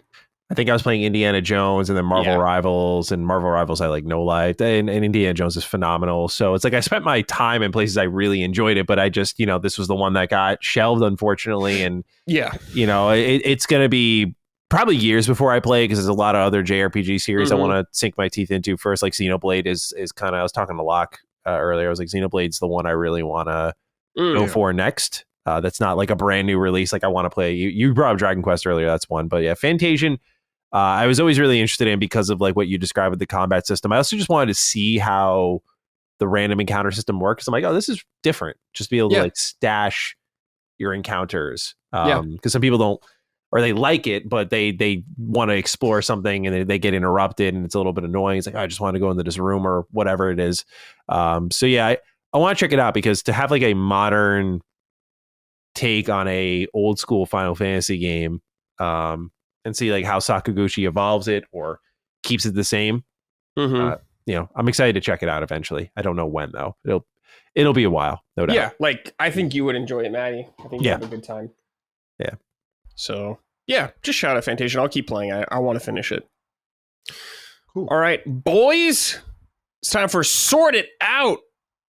On this segment, we just talk about something that we're not pleased with in the game industry that needs some work. Could be a game, company, human, whatever. Lockmort, what do you have this week? Well, I already mentioned it earlier, but in 20 hours, Neverwinter Nights is releasing on PC and consoles by Aspyr, who are doing the remaster, and there's no marketing, zero marketing. Yeah. So you can already tell how well this game is going to perform. It's not, which again makes me sad, because it's a PC classic made by Obsidian, for God's sakes. The expansion, which is included in Neverwinter Nights 2, the expansion Mask of the Betrayer, is still considered one of the best written games of all time. Also, Matty, what's his name again? Chris Avallone? Yeah. He wrote it. Fantastic writer. Great game. Fantastic game. I don't understand why there's no marketing around this. Probably because it's not good. We'll see tomorrow, I guess. But that's my assumption, because they haven't done the effort of doing any marketing with it. So I hope it's good. I already bought it. I'm excited to play it on PC. But we'll see. We'll see. But I have to give a Sort It Out to them for no marketing again. Yeah. Yeah, jeez. All these games Locke loves. Just not getting the attention they deserve. Yeah. Very sad. All right, Matty, what about you? Anything for you this week? Yeah. I it's definitely a more short-term reactionary thing, but I want to send a swift short it out to just game length. You know, there's a lot of games. This off? Last Defense Academy. I love this game. Definitely one of my favorite games of the year, but I'm noticing a disturbing trend of creators not cutting it short and then continuing to complain about ballooning budgets and all this shit. And I'm like, maybe if you cut the scope of your game, you wouldn't have had this problem. You know, like Kodaku is like freaking out. This company's going to go out of business. I'm like, maybe if you made a 50-hour game instead of what I'm at now, hour 100. Wow. You probably wouldn't have been so panicked about what this game could have done because you would have cut your budget a ton and maybe spent that on marketing. I don't know. But that aside, me being an ass aside, I just feel like games are too long nowadays. In a lot of instances, they don't justify their length frequently. Not really Last Defense Academy fully. It's got its moments where I'm like, okay, I see why I got to this runtime. But sure. It's not even like I'm an adult now. I don't have time for this shit. Like I make time for the stuff I care about. So it always works out for me at least. But I feel like these creators need to start to be more self-aware. Like, oh, there's tons of games releasing every month. And I feel like games are so much more palatable in the early 2000s and 2010s because they were like a big game was like 30 hours. Like, whoa, that's a long time to spend in one game. You know, up to like 50 was like a really big commitment. It just got more and more and more. And I feel like we worked backwards in that way where I feel like we got less efficient. Like I think JRPGs are the best example of it. Like JRPGs used to be 20 hours long. That's unthinkable now. Like that's so what? Like when Live Alive comes around, like, oh, that's like a 30-hour game tops. Okay, wow. Sure. You know, and part of these games, as I'll talk about with Last Defense Academy, like the allure is the journey and it does grab onto you a bit. And there are games like I think a Metaphor, Persona, you know, the classics that can make that exodus worth it. But I feel like we've kind of hit this point where every game wants to be your only game. And that's just, I get the initial mindset like, oh, in an ideal world, I'd love for my game to be the one thing you're playing. But like, that's just not, I just don't think that's possible in today's market. And I think the creators need to start to shoulder some of the responsibility of like being aware. Like, yes, your game's going to develop and grow and become its own thing. And you're going to try to push it. I'm not saying go lazy or, you know, cut yourself short, but eventually you got to bring a pair of scissors to this stuff, man. Like it's just, you know, it's getting too long. And it has been that way for a while. But if I were to say sort out, it's just that like, you know, the fact that I got to play like Dino Crisis in a weekend, beat it. It was like a very memorable experience. I'm like, okay. Like, what you played Dino Crisis recently? Yeah, first time. I actually didn't realize it when I played it though. Dude, that the pipe puzzle, man. Fuck that shit. Walk through. But yeah, with Dino Crisis, I actually didn't realize I played that on the anniversary of its release. Like my first, nice. Yeah, didn't even know it until like Capcom posted about it. But yeah, loved that game. And I know survival horror tends to run a little more thin. But I just feel like a lot of these bigger developers, bigger names would actually leave a larger splash damage on like their players and their communities if they tightened up a little bit. You know, efficient storytelling is a thing. And, you know, obviously in games, they have the ability to breathe much longer than any other medium. So you can take advantage of that. But like when you need like 30, 40, 50, 60, 70, 80, 90 hours, it's like at a certain point, you might be the problem with the story and you gotta reel yourself in. So yeah, that the game length has just started to kind of rear its head with me where everything is an exodus. Like when I heard Death Stranding 2 was like, oh, you could beat in like 40 hours. I'm like, whoa, really? I don't think it's how it should be though. You know, like that's just me being me, I guess. But I shouldn't hear 40 hours and go, that's not that bad. I'm like, that's still fucking insane. You know, so yeah, it's still a lot. You know, I miss that 360 PS3 days game length. It's weird because so many games have so much optional content now. Sure. It's kind of like a lot of it is what you want to get out of the game, I suppose, Matty, and how much time you want to spend there. Yeah, I look at Final Fantasy VII Rebirth as the example of where it goes south for you, or even 16. It's like, yeah, it's optional, quotes, because like you probably want to see all these stories to get the most out of like, some of this is main content that's just been put over here. So I do think of like ideal games. Like I think Fallout does it really well. Like its side content is truly side content. Their stories are really short. So if you really just want to A to Z it, you can. Because if you like you said A to Z it, it's like people are going to feel like this is a ripoff.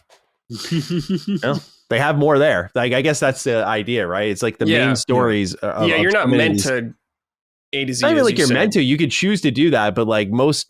If you're A to Z like Fallout 3's main story, I think the natural thing would be like, okay, I'm going to see what else I can do now that I beat this in like 8 hours. Yeah. So I don't know. I just think a swift shorted out to main story creators would go a long way. You know, like, hey, I'll throw this out here. Cyberpunk, I think, is a great example of it. I love The Witcher 3, but I do think Cyberpunk's a way better story because of just how it's told and how efficiently it's told. That is a story that's like 25 hours compared to The Witcher 3's like 80 plus. And how dare you? I'm just saying, I know Witcher 3's gold standard, so I know it takes a lot to go against it, but I look at that and I'm like, wow, this gave me so many more memories in such a short amount of time. And Cyberpunk is not like under celebrated, some would argue it's over celebrated given its launch and where it is now. So yeah, I think there's room for better, more effective storytelling. There's room to trim the fat for sure. Yeah, definitely. Especially at this point in our industry. We're old enough to know better now. Yeah. Well, it's also starting to work against games, right? Like I think that's one of the reasons for me anyway why Shadows didn't do as well. Because like, another one of these huge open world games that never ends. So I'm not going to do that again. Yeah, I think or Outlaws or if you have a really long game, you need to have a steady flow of introducing elements to keep it exciting, I suppose, like that. Yeah. At least at a certain point, the players have seen everything. So it's like, what new are you going to new thing? You got to introduce like new moves or something like that, or new like something your player wants to chase or something like that. Like, I don't know, like even in like I'm thinking of Final Fantasy Rebirth, and I'm kind of thinking like, there's always kind of something I wanted to get, like a new move or something like that, or new synergy skill. There's always something like just a little thing to switch up an encounter or something like that. Just you need a little something like that. Not like an Assassin's Creed where you probably learn everything in the first 10 hours and the rest of the 40 or whatever is exactly the same. Any of their previous games, then there's literally nothing new to learn. I think that But not all do it. Some do it better than others, but I agree with you mostly, Matty. Yeah, you can trim a lot of stuff. Even the things I love, you can trim. So blame the games I grew up on, man. That's what I always say. I'm like, there's games like KOTOR that have like very little side content for good reason. Yeah. Yeah. Like, wasn't KOTOR 2 just like not even finished or some shit like that? Yeah. They got the restored content mod, we're good now, but unfortunately console players will never get to, really just Switch players will never get to experience that. Thank you, Aspire. I did not get sued for that shit. That's crazy. That is crazy. Yeah. All right. I don't have anything off the top of my head. Nothing really spicy. So if something comes to me, I'll be sure to let you know. But I'm on the show every week, so I can't fucking have everything all the time. Okay, this is from your boy Nicky V. All right, well, I'm gonna give you sorted out right now to this intro. Sup, cummy nipples, Brad, cock snort, and beloved titty gobbler. Whoa. Beautiful. Inspired by IGN's recent extended gameplay of Mafia: The Old Country, can we issue a rock-hard, sorted out to tacked-on stealth gameplay? Is anyone out there really slur-jerking at the thought of crouching to be invisible, hiding in the tall grass, or whistling NPCs over to you? Is there any one mechanic as boring and derivative across the industry than this tool set? Devs need to take a long, hard look at Metal Gear Solid 5 and how to create an immersive stealth experience that doesn't rely on retarded AI and shallow mechanics. And if that's too hard, the answer is simple. Don't fucking bother. Stop tacking on half-baked stealth where it doesn't belong just to create the illusion of player choice. Rant over. Cheers, cuties. Nick. This immediately reminded me, I don't know if you guys played this, but Lords of Shadow 2, when it came out, which Castlevania had stealth in it, and it was very bad and very tacked on. And that is a very famous example I could think of a mechanic like that. I'm sorry to hear that about Mafia, because we're Mafia fans here. Well, he brought up Mafia, but Mafia 1, when was that? 1999 already had stealth. So I don't think it's tacked on there. It's part of the gameplay. Get fucked, Nikki. Yeah. Get your history right. No, I'm just kidding. Yeah. I'll just throw out there, and this is a little bit of running defense on the game, I'll admit, but like, why would Mafia the Old Country have any stealth elements from MGS5? Like, it's a Mafia game, dude. Like, I don't know. Like, am I crazy for thinking that? Like, you know, just like the MGS like evolving response to your stealth missions, and like, you know, oh, I'm wearing a helmet now. Like, I don't know. I'm trying to remember like stealth stuff in MGS5. That was like where you can go prone and like aim forward and like backwards and shit like that. I'm trying to remember correctly. Yeah. Like, extremely complex. It had great stealth. Yeah, one of the best stealth games ever. Yeah. Because it's literally a full I almost went on game. Metal Gear Solid 5 rant, so I'm going to stop right there. I agree with him, though. It annoys me, too. Just not in Mafia, but it annoys me in a lot of other games. Like Outlaws, Spider-Man. Spider-Man, yeah, another one. Yeah, a lot of games where it's always, when there's tall grass, it's stupid. Yeah, the problem with Spider-Man is like, the other problem that games are running into, I think Batman kind of got away with it because you were so up in the shadows, but you know, there's like, oh, here's like 18 gargoyles, like, you know, or conveniently placed perches to hang you all from. But like Spider-Man's like, I'm drawing like literal a spider web across the entire ceiling and hanging dudes in cocoons all over the place, and none of you see this. You know, like that's the stealth is tough because because I think if you make the stealth too good, people are gonna be like, dude, what the fuck, man? I can't even do anything. Yeah. So it's like a balance of letting the player have fun still. Yep. But yeah. I kind of liked it in Spider-Man, actually. I thought it was pretty inventive. I thought it was pretty cool. I mean, it's fun doing all that stuff in Spider-Man, but they are dumb as fuck often. Most AI is dumb as fuck in games. Yeah. It has to be in this case. It has to be like, Yeah. I think it is a fine balance. It's also weird in the Outer Worlds. Remember, Manny, when you go into the grass and the grass becomes like see-through? Yeah. It's a weird system in a lot of games. I like it when stealth is like actual stealth, like you have to like go prone or something, and you have to hide behind stuff. I like it when it's like hiding in the dark or something like that. Yeah, or around corners. But when it's just like tall grass and you're just sticking out, I get the tall grass because it's like a lot of these games, like it is an open world, and tall grass is a good thing, I guess, to hide in. It's sneaky, and you can put grass kind of like in any environment, so it works. Sure, but yeah.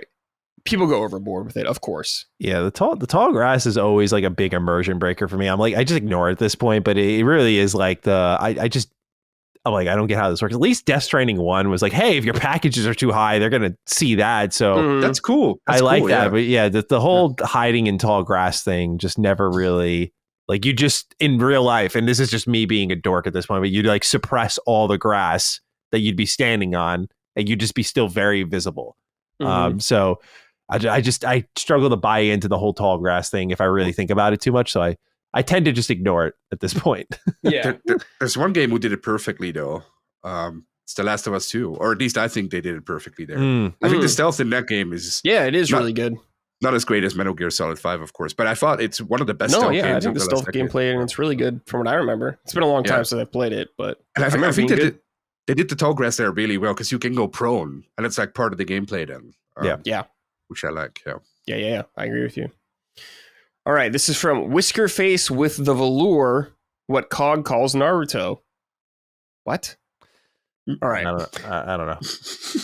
I mean, I was hoping I think he's talking about, based on the name, he's talking about like Naruto, the character. But, yeah. I'm just like, what the fuck is this, though? Like, I guess is this even happening? Naruto's got the whiskers from the Ninetales. Yeah, I guess so. Whiskerface with the Valor. Maybe there's some Iron Lord shit watching Naruto. Well, Cog's been reacting to some of the greatest anime fights. Okay, that would explain it. So yeah, he was watching Rock Lee and Gaara recently. Okay. That was one he was watching.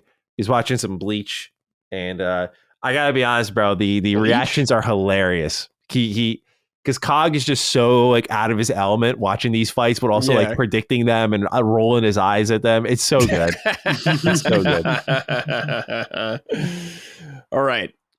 Hello, drop it low on Summer's Evening Summoners. sorted out to companies that put demos at kiosks and stores, but not on the consoles. I was at Target in the gaming section and noticed Switch 2 setups with demos. Two of the playable demos were Mario Kart World and Donkey Kong Bonanza. I don't understand why these aren't available to download on the console itself at home. Using a filthy controller touched by dozens of people, some who probably don't wash their hands after they use the restroom, and germ-infested tiny humans isn't the wave. Stop being stingy and spread the opportunities to the people who have already made the purchase of your console.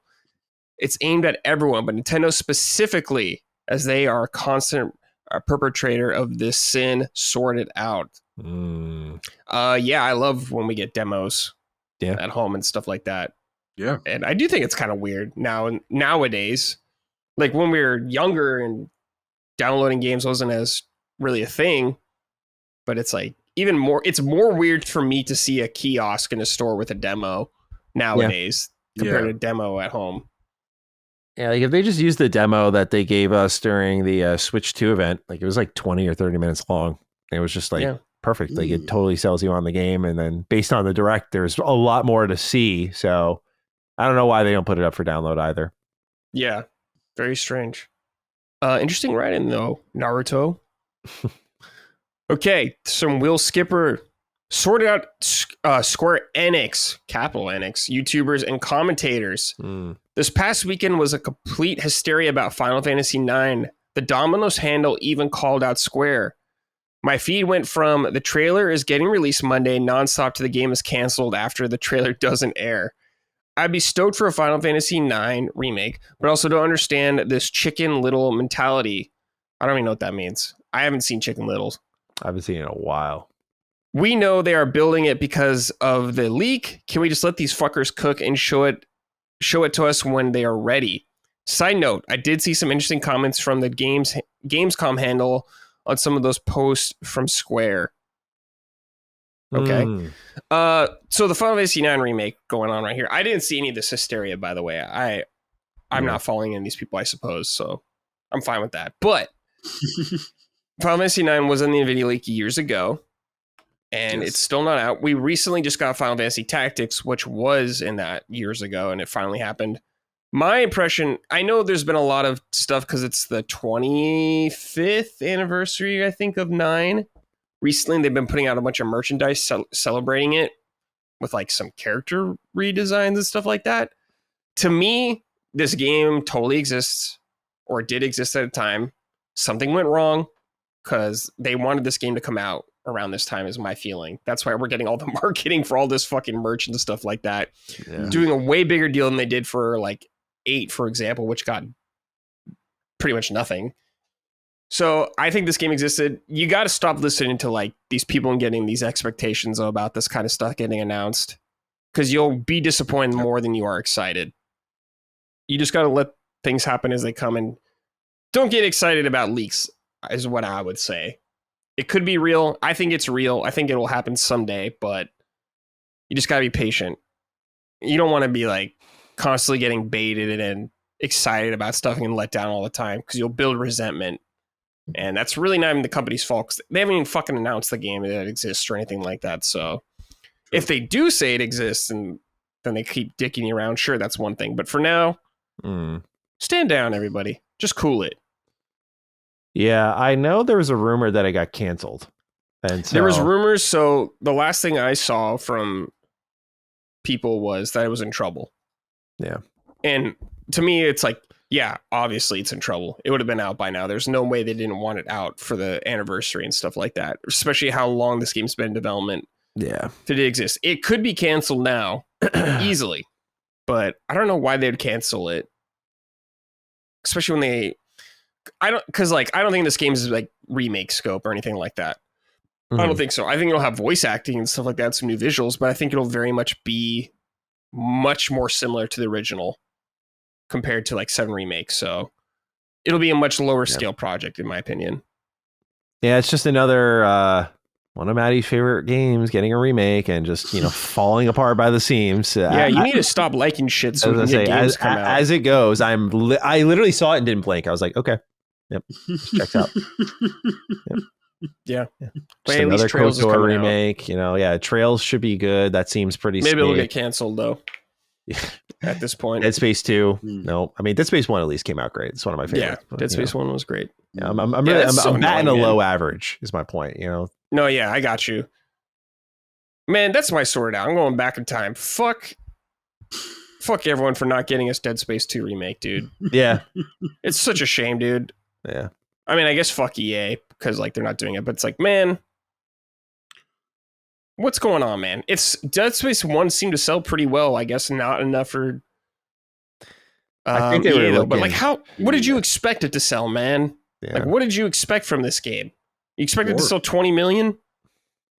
Yeah, I don't it's such a shame because I also like obviously Dead Space 2 remake would have been awesome based on what we got with the first one, but then it's obviously the question is like, will you do the third? Like the third needs it. You could do a lot to Uh, fix that game. You know, like God, dude, that game had so much potential. Like you get rid of the co-op, like it would require a full rethinking Yeah. from Yeah. the top to the bottom, but Or just don't do it.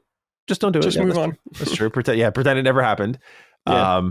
Yeah, I feel like they really lost a great opportunity to do something. They also pitched Dead Space 4. After the first remake, they were like, we can just do the fourth Yeah. game. And I would have not hated that either. Yeah, that would have been awesome. Because I think 3's DLC ends on a cliffhanger. So Yeah. you're just kind of left empty. Alas. Yeah. Yeah. Alas. Yeah, Dead Space 1 remake was really good. So yeah, it's that was very during sad. an era Yeah. where DLC was cliffhanging. Or Yes. setups for DLC Yep. were cliffhanging. Lords of Shadow, baby. I will Sly never forget. Cooper Thieves in Time. They were like, oh, we were going to finish the story in DLC. I'm like, in what fucking world is that a good idea? Like, what the fuck is wrong with you? Now he's just, we know where my man Sly is stuck, and hopefully one day he gets saved. But yeah, just a lot of games like that, unfortunately. during Yeah, that that's a time period. bummer, man. How can we not play Thieves in Time on modern hardware? It's fucking ridiculous. Yeah, I agree. I mean, I feel like PlayStation will eventually figure out getting PS3 games as part of their classics library. Because at first I had my doubts, but I'm like, no, they're like putting it every state of play. They're like, here are our new classics. I'm like, this is a thing they're taking seriously. Probably makes sense. I mean, you look at the ratings on the storefront, and like, it seems like these games are selling. Like, Sly has like a ton of reviews, for example. A lot of these games have a ton of reviews. So It's just like, you fucking own these games, man. You don't have to Yeah. license them or anything. Just put them on there, you bitch. Yeah. Figure it out.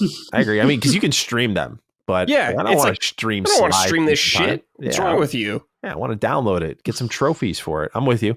Yeah, Yeah. PS3 classics would be awesome. Are you guys with me? Like, I think I heard Colin say the same thing, but like, I've been in the mood for my PlayStation 3. Like, I've been thinking about Infamous a lot, for example. Infamous Oh, 1. yeah. Oh, Infamous. Yeah. Like, I don't know. I liked Second Son, but I thought 1 and 2 were Way better. Way better. Yeah. Yeah. And so I've just been thinking about those games a lot. I've been thinking about Resistance a lot too. Love those games. So I don't know. I would love to. I actually have right next to me a PS3 gem, long forgotten. Hold on. Oh my god, I'm knocking over the whole stack. Puppeteer. Yes, Oh, dude. I yeah. fucking love that game. You know, like there's just a lot of good shit on the No one bought PlayStation that 3. game. No one did buy that game. I did though. Finally, I bought it when it came out, and the guy didn't know what I was talking about for the game. I remember. So that, GameStop. yeah, that was there was a game. It was definitely a JRPG, no doubt. You know, that awkward conversation where you're like, I'm looking for Son of the High Moon episode 90, and they're like, what fucking game are you talking about? And I'm like, dude, you're GameStop. You should have the answer. Yeah. Like, Well, it was the day the game came out, man. When I went there, I was like, "Do you have Puppeteer? Do you have any copies of Puppeteer?" And he's like, "What's that?" I was like, "What? What do you know if a game came out today that you're able to sell now?" yeah. I'm like, "This." I was like, "This is technically a first party game, so this is fucking brutal." It's Yeah. just like no one knew about it. But shut up, Puppeteer, dude. Matty, PS3. I've been wanting to play Folklore forever. Yeah, that's another I've never one. played it, and Yeah. it's always one that interested me. Early PS3 game. Doesn't have trophies or anything. But I Yeah. always wanted to play it. I hope Like to buy it another- someday. Yeah, that early PS3 lineup was a strange one. That was when Haze was a thing, right? Sure Oh, was. yeah. Oh man, I never played that one. Dude, Matty, that was like the dark times for me. As like a Japanese game enthusiast, like RPGs and stuff, they were not good for a long time. You play a little White Knight Chronicles. Bro, I fucking have it. I bought it. Oh, here it is. I have it right here. 1 and 2, baby. Yeah. Yeah, because I was like, oh, level 5 new RPG. Yeah. Fucking love Dragon Quest 8. Yep. And it's just like, not good. I'm like, fuck, I actually think man. they made Fantasy Life, the one we were just talking about earlier. Yeah. So they figured it out. But yeah, They White came Knight back Chronicles was that was supposed to be big. I remember that was supposed to be a really big game. Yeah, it was. That was a really weird time because there was other games like Eternal Sonata. Do you remember that? Oh yeah. I remember hating the way all the characters looked in that game. Yeah, that was they had a lot of new JRPG series. Then Infinite Undiscovery, of course, Xbox exclusive. Yeah. Xbox had some, like the Mistwalker ones. Spectral Force 3, Xbox exclusive as well. Blue Dragon. Yep. Yeah, Tales of Vesperia, which is what I got my 360 for. Yeah, and that eventually went to PS3. Yeah, there's a lot of... It was like, I was getting 13 at that time. When I was 13, I was like, man, what's fucking happening to Japanese? I was like, games? What's happening? I like JRPGs now. I totally went in reverse. Yeah, you did. I was just like, man, this fucking sucks. Yeah. It was a dark time for me, but things came around, thank God. Sadly, yes. They didn't die as Lock wished. They lived on. I lived, bitch. There's still time. There's still time. That's true. All right, boys. Keep it up time. The exact opposite. Stuff we're pleased with in gaming. Lockmore, let's start with you. Very Anything easy. Yes, I'm very happy with one particular person. The last actual Xbox journalist with integrity, Mr. Matty. Wow. Oh, Jesus Christ. Congrats, sir. we've talked about this privately, of course. But, no. Go for it. Here we go.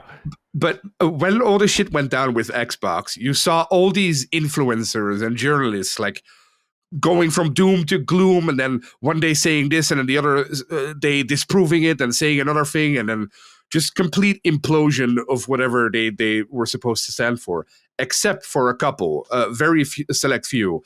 And Matty and Cog were obviously two of them. They just released one of the best episodes of Duke with Hogue and Gene on it too. I think, Matty, what you did on your own channel was exemplary. I thought it was... I actually watched all your videos, Matty, on that stuff. They were great. Fantastic, guys. Yeah, fantastic. And you once again showed like your haters that you're not to be trifled with. That sounds dangerous, but you showed that you actually know what you're talking about. You don't jump the gun. You don't jump to rumors like everybody else did. When shit hit the fan and people started complaining about this or that or whatever, you remained cool and you looked at the facts and you only reported what you knew was true, which is what a journalist should do. So, great job. Thank you. You're a very good friend, Locke. I don't know where I would be without you. Sincerely, I come to you and vent very often. You always hear me out. So I don't think I would be here if I could not keep my head on straight for my friends. So I appreciate it. I appreciate it a lot. Yeah. It's been a weird time in the Xbox land. You know, like I've raised my eyebrow quite a few times at how people have kind of said one thing, and then like you and I have been sharing the tweets, Locke, like they're in this camp day one, like, freaking the fuck out with everyone. Then like a day passes and they're like, look, man, I mean, this is what's going on over here. I'm just like, yeah. I mean, I said to you, I was like, I don't know why people listen to any of these fucking people at this point. Like, it's really not even about me. Like, I don't care if you don't come and listen to me. That's people's choice. But it's just like, I mean, the platform some people have been given and how irresponsible they can be with it does shock me still. And that's what I get, I guess, for keeping my head in the sand at times. I don't really interact with people because I just like to stay in my lane, but I see it and I'm just confused about it. It's no wonder Xbox is partially in the position it is, because I think they had a lot of hype men around them, is how I understand it. You know, because what was I watching? I was watching something. I forgot what I was watching. I might have been watching a Superman movie review. We'll talk about that in a second. But I was watching something where someone clearly loved something, and a lot of the comments were very much like, hey, props to you for critiquing something you love. Like, we need more of that. Like, you know, and I was like, it's such an opposite energy for where Xbox is right now. You know, the only people who attack me are like fanboys and of every side. But it's like not this energy of like, I critique Xbox or I call for jobs or whatever, because it's like I care. It's like I love Xbox just like I love PlayStation. I cover these things not for any other reason than that. You know, obviously it's my job, but that goes without saying. What was that woman who put out that video kind of recently? Laura Fryer? Xbox. Oh yeah. And she like helped to make the original Xbox and stuff like that. And some people Oh, were yeah. very pissed at her. Yeah, they were saying that she never did anything for Xbox and she was only there for Xbox One, which is not true at all. Yeah. It's Like fucking clearly a blatant huge, lies. I mean, her stories, I watched so much of her channel and I was like, clearly her stories show, I mean, she was involved up till Gears 2. She was involved in like the most prolific time to be an Xbox fan. Yeah. You know, and so I don't know, when I see founders of that kind of brand coming out and airing their grievances, or people from Xbox messaging me and being like, hey, can't say anything, but just great job. You know, a lot of it's like the people who work there or worked there agree with that shit needs to change over there. So it's, you know, when people come and like bother other creators who are trying to like make that message clear, it's weird because it's like you should care about these things enough where you want what's best for it, not to protect it. So I appreciate you saying that, Lock. You know, it means a lot. I was thinking like the only times I've been on Duke is mostly when bad shit happens is when I'm on there. True. I gave you a break last week, you know, when there's something good, that's when I want to come on. When something fucking great happens, like hypothetical, like Banjo-Kazooie, I think we said that, and I'd be like, oh. Yeah, I didn't really plan out the Duke episode to be last week like it went, which was really well. Yeah, I remember I saw it because Gene left a comment on the video and he was like, guys, what are you talking about? I was like, why is Gene writing like he doesn't have my DMs? I was like, so I DM'd him. I was like, bro, come on the show. And then Cog texted me and he's just like, you know, would be a great week to get Hogue on. I'm like, all right, I was like, we'll get them both on. This will probably be like a mega episode. Why not? Where it goes. So it just kind of came together, but it kicked ass. I was really happy with the conversation. I was like, I don't know anyone who could listen to this and be like, fuck this. Like there's nothing good here. So And yet there were people who did that. Man, one of the top comments was like, I was stuck in the past of Bethesda. I'm like, of course. It's like, we were joking about it at the end of the episode. We're like, someone's going to find something. Well, I was the target. You want Bethesda games to be fucking good. It's like you're thinking of the old days where those Fallout games you love. It's like Starfield, like it wasn't it, man. Yeah. Even if people liked it didn't set the world on fire. It doesn't have the lasting legacy that people look back on those old games with at all. Yeah. I blame Bethesda in their naming because when I talk Bethesda, I am talking about the publisher. Yeah. Who has published incredible games. Continuously, like they did Hi-Fi Rush and Indiana Jones very recently. Like they keep doing that. So it's like I'm not talking like when I say Bethesda, I think people think I'm talking about Bethesda Game Studios, which is in a much more precarious position since Fallout 4. Like that's true. You know, Fallout 4 was great in my opinion. Love that game, but ever since then, it's been a bumpy road for them. And that's like that was a long time ago. Yeah, that was a decade ago. We're talking a decade ago. Yeah. And really for me, since something I've truly loved from them, it's been since Far Harbor. So it's been a while for me too. So I think people think when I'm talking about Bethesda, I'm talking about Game Studios. Yeah, I think like, it's because I blame them because it's like awful naming convention, man. That's like, true. And I associate Bethesda Game Studios with you because it's like you're understandably you're so. Understandably so. So I get how people wrapped me up last episode. That's okay. You know. Well, also a quick defense of not those people, but like regular Xbox fans. I feel so bad for them. Like I have so many friends who are like diehard Xbox fans, and they constantly get hyped up by these charlatans and these charlatans. That's what they are. That's such a great word to use for it.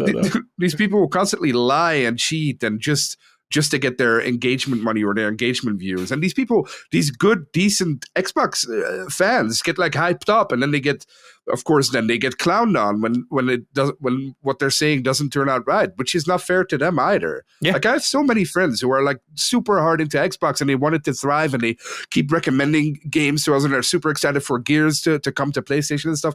That's how that's awesome. I love those people so much. But then they get like so hyped up by these bastards, and then it all falls apart, and that's it's a shame because the vision we were sold, like it does a lot of reverse, I'm forgetting the term, but there's a lot of like going back and laughing at people for like, you know, being excited or buying into a particular vision or literally what you were sold by like Xbox executives down to up to Satya Nadella. But like now a rumor broke. Naturally, I'm gonna have to talk about this in a video, but it's like, it says Jez Corden saying that Microsoft canceled Blackbird to focus on Fallout. And I'm just like, that's such indie publisher energy. Like the vision we were sold was like, you can do them both. Like, you guys have the money to do them both. And now, I mean, look, obviously I love Fallout. Like I could tell right when they were just doing this whole switch, I'm like, they're definitely going to look at Fallout and be like, we need more of this. Yeah. Which I also said in my video, like, it's a failure unto itself that it took you this long. Like, that is a huge failure to be like, it took us, we acquired Bethesda top of 2022, really. Like, you announced your intent to acquire them in 2021.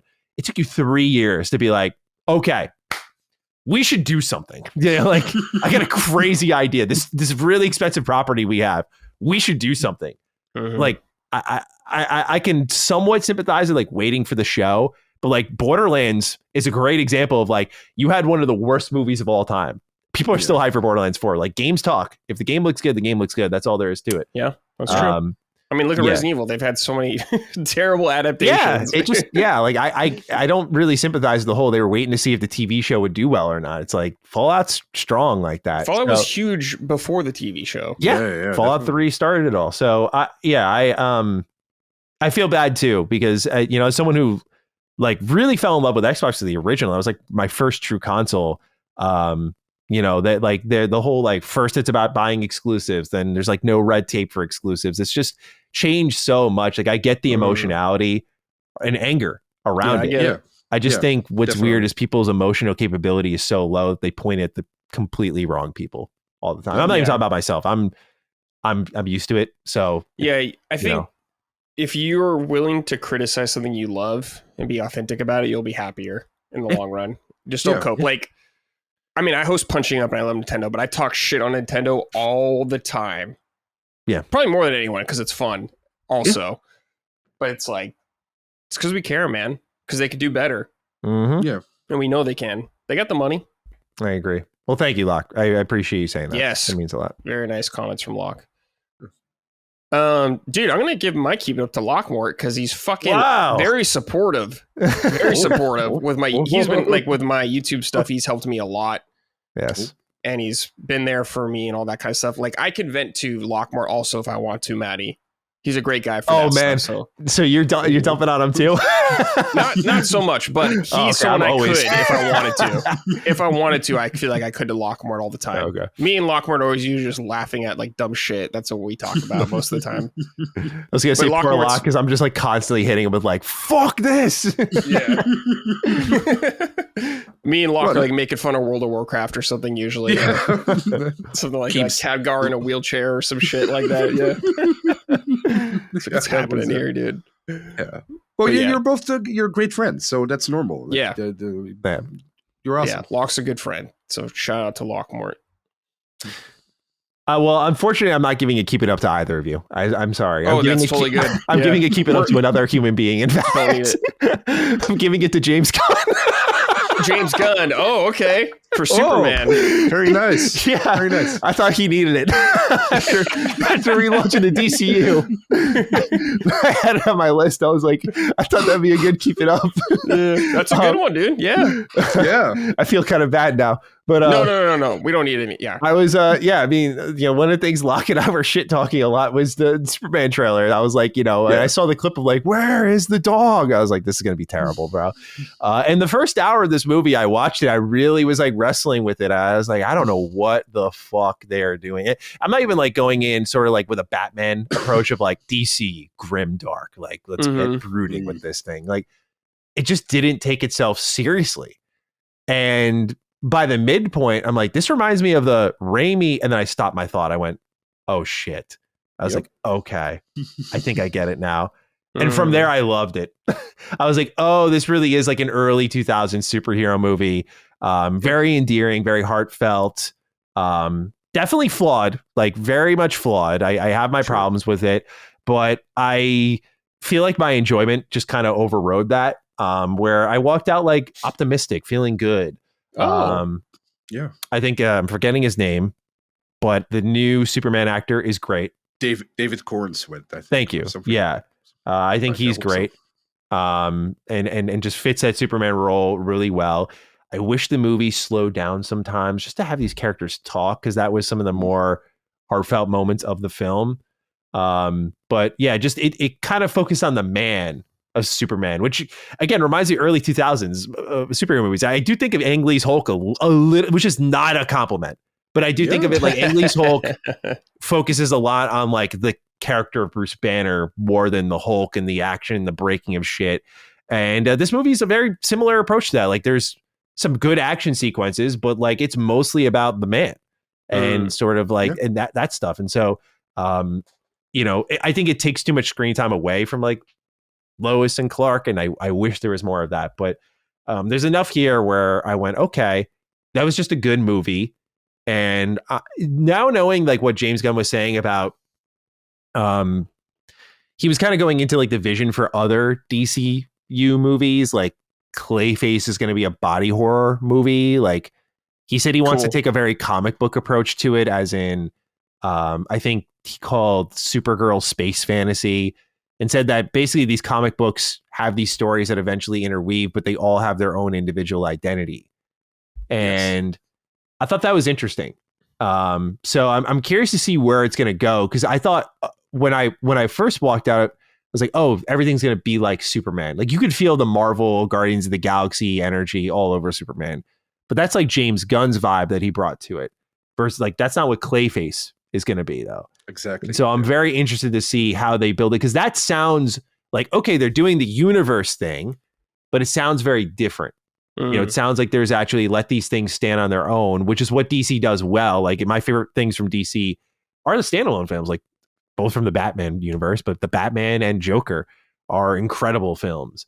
So the Batman was awesome. Oh my God, bro. I wore my in a pretentious Matty move, I wore the Batman shirt to the Superman movie. Oh shit! I had no Superman clothing, so I figured this was like my way to show my support.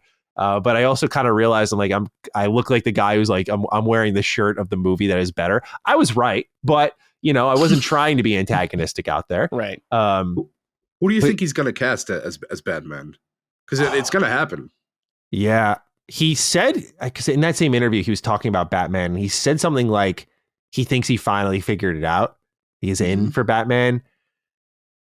Oh boy, I don't know, because I feel like I'd be a bad person to cast a Batman only because I was really not feeling Robert Pattinson, and now he's like one of my favorite actors. Like I thought he was incredible. Yeah, he was awesome as Batman. Sure. So it's tough for me to say, because it also depends what type of Batman are we talking about. I imagine we're talking about like the younger yet established Batman now, like given that they're trying to build a DCU. Yeah, he'll probably like, be younger. I don't think they can do like the whole, you know, origin story and everything. I think they're going to do what they did with Superman, like 3 years in or 4 years in, something like that.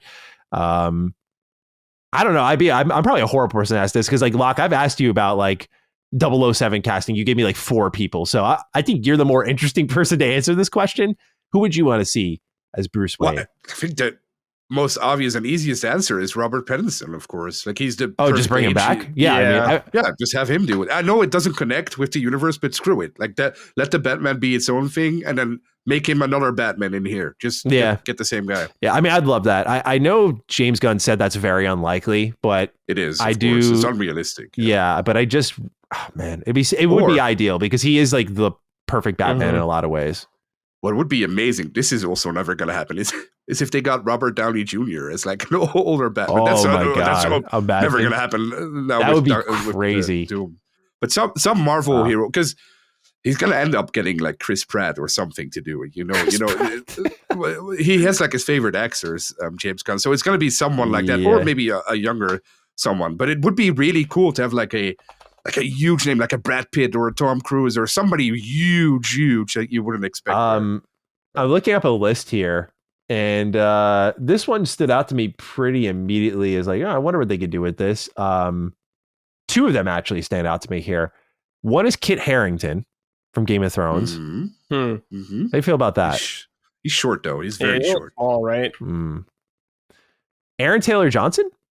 I feel like when you mentioned 007, that was a really good pick. I would love he could do it. Him. Yeah. I love Aaron Taylor him Johnson. As Bruce. Yeah.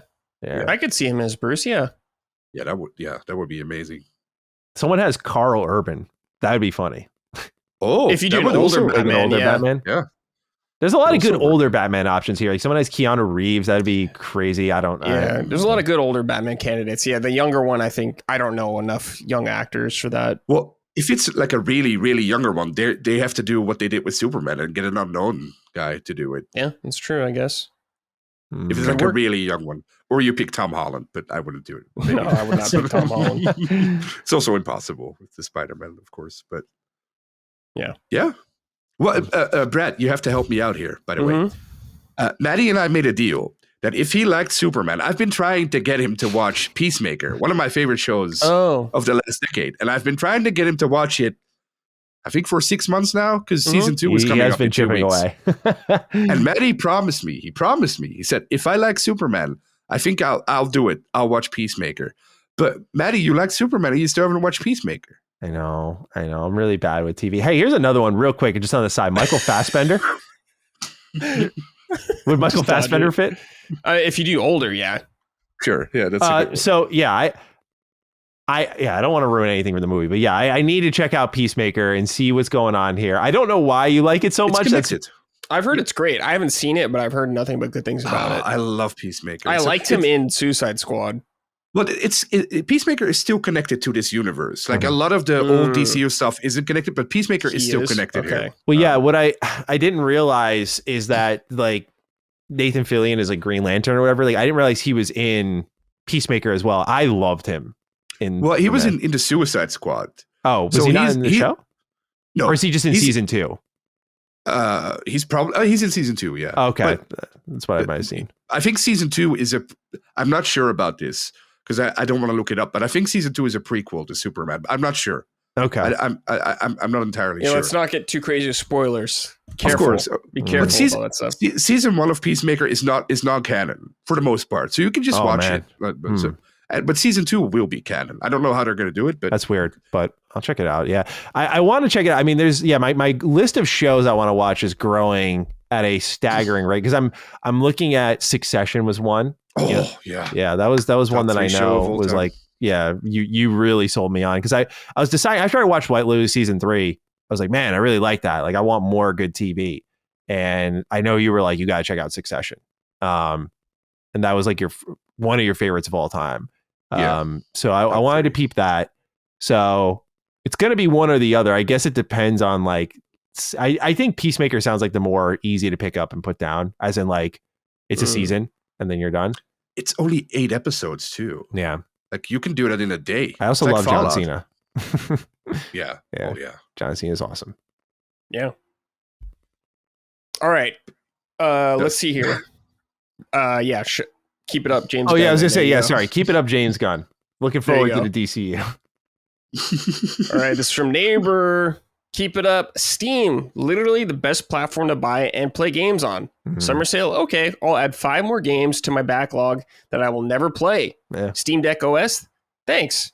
And have a I will refund my Xbox Game Pass every time I subscribe and pretend I care about layoffs kind of day. Hey, man. I do it because Xbox is fucking dumb and just lets me do it every time. Yeah. I don't know what to tell you, man. If they listened to Brad, they could have saved some jobs. There you go. Yeah. My how much money I've saved, maybe like $50 would have saved a lot of jobs. Yeah, that was someone's hour of work that you just took away from them. Look, man, they just seem to be better at managing their business. I don't know what to say. It's not my fucking problem. If someone gives me the opportunity to save money, I'm going to take it. Sure. All right. This is from Patches. Hey, boys. I have a very easy keep it up for Lockmort.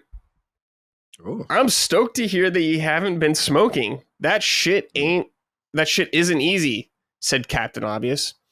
I'm in the process of quitting nicotine pouches, and that's been quite the uphill battle. Good on you for watching out for your health and your wallet. Oh, thank you. That's so nice. That's awesome. Yeah, you're just doing good on that shit, dude. Yeah.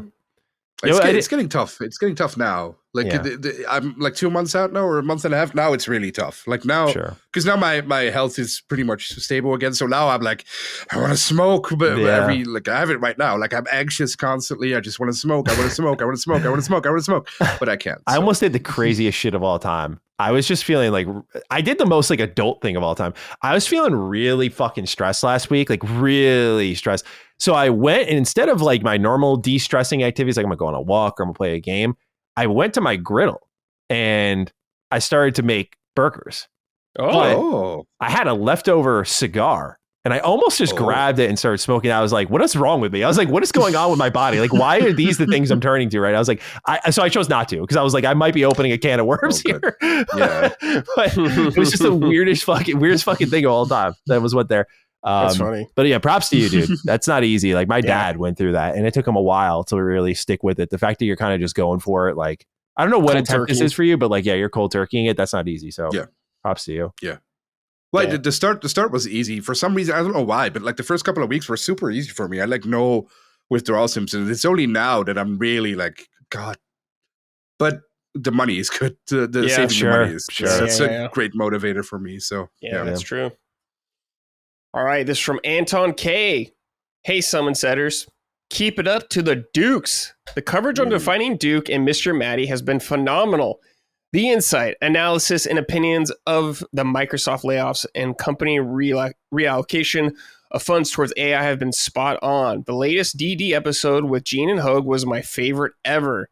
Matty, your hard work does not go unnoticed. Everyone go subscribe to his Patreon. Keep it up, Dukes. You are at the top of your game. Very nice. Yeah, Anton actually messaged me on my Patreon as well. So this is really cool to see like the extra effort here. That was, I just appreciate it a lot. So thank you, Anton, for reaching out and writing in like this. Is really nice of you to say. All right. I'm putting this only in here because we all got gassed up. So I'll throw this in. Yeah, let's Robert go. F.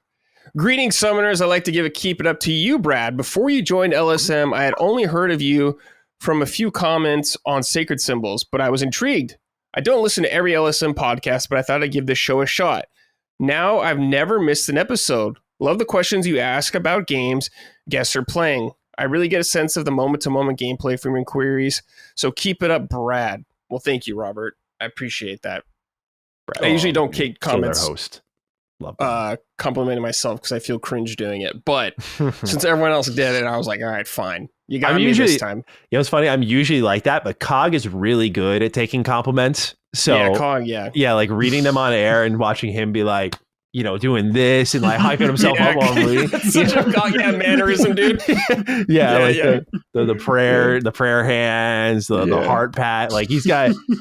I feel like I could literally play like I could reenact Cog perfectly at this point. Dude. Cog's really good at like charades. I bet. Yeah, I bet he is. He's very like animated. Yeah, for sure, and everything he does. All right, this is a game recommendation from the audience, not for us necessarily, but for everyone out there. I take one a week. So let's see here. Nice. This is from KZ Icon. Hello, Unholy Trinity. I have a game recommendation for all of you. What happens when you put the fast, aggressive movement of Doom and all the variety of toys like Borderlands, throw in a little roguelite into the mix, you get RoboQuest, a first-person shooter roguelite that is incredibly addictive, feels great and smooth as hell. Its art style makes everything feel alive, and you can Goomba stomp on enemies. All for an amazing $25 or less if sales are included. Thanks, and keep bucking them cock fellas. Oh, wow. Nice. Goodness gracious. Oh, yeah. It started off as a VR game. Or no, they're working on a VR game. This is their only game. Interesting. They crossed over with Dead Cells. This looks really good. I remember seeing this, actually. This art style looks nice. All right, Matty, you talked about a little bit of this earlier. Now we're going to really dive in. The 100-line Last Defense Academy. You're still playing this game.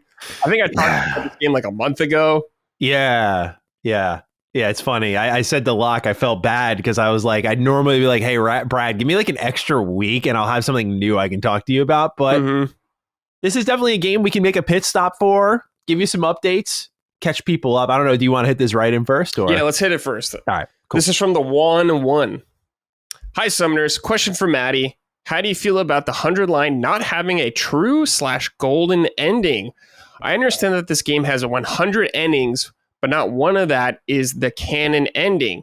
While Nier Automata had 26 endings, there were only 2 major endings that concluded the story, with the rest being joke endings. One example is 2B dying by eating a fish, or removing your GPU from the system settings. With the 100 line not having a conclusive ending, do you feel satisfied with the story? Have a great day, gentlemen, as I make my own canon ending by eating an uncooked puffer fish. Yeah, so let's start breaking this game down. Now I really know what 100 Line Last Defense Academy is. I bought it just by namesake alone. Kazutaka Kodaka. Okay, I'm in. Not going out of business. Yeah, not going out of business. Got to support my man. But also, it was addressing what I wanted. I was make a Danganronpa style game, dude. And he absolutely did that. They have the school setting, lots of deaths, fourth wall breaking humor, really zany writing style, amazing portrait, artwork. This checks all those boxes. Cool. When you get deeper in the game, you unlock a route system effectively. And there are 21 routes, I believe it is. And there's 100 endings. Now, endings and lack of finality sounds like you're going down 21 distinct paths, and these all have very heavily branching narratives. And in some cases they do, where you'll go for a while before you hit the wall and it's over. But it's a little bit like a choose your own adventure book. Sometimes you flip to the page and it's you're dead. And it's and that's an ending, and it's an extra minute scene, So a lot of the endings are that. The lack of conclusivity. I don't know if I fully agree with this yet, because while the game has its storytelling issues, some routes not really justifying why they need to exist, there is only one route in the game that is blocked by completing specific routes and seeing specific things.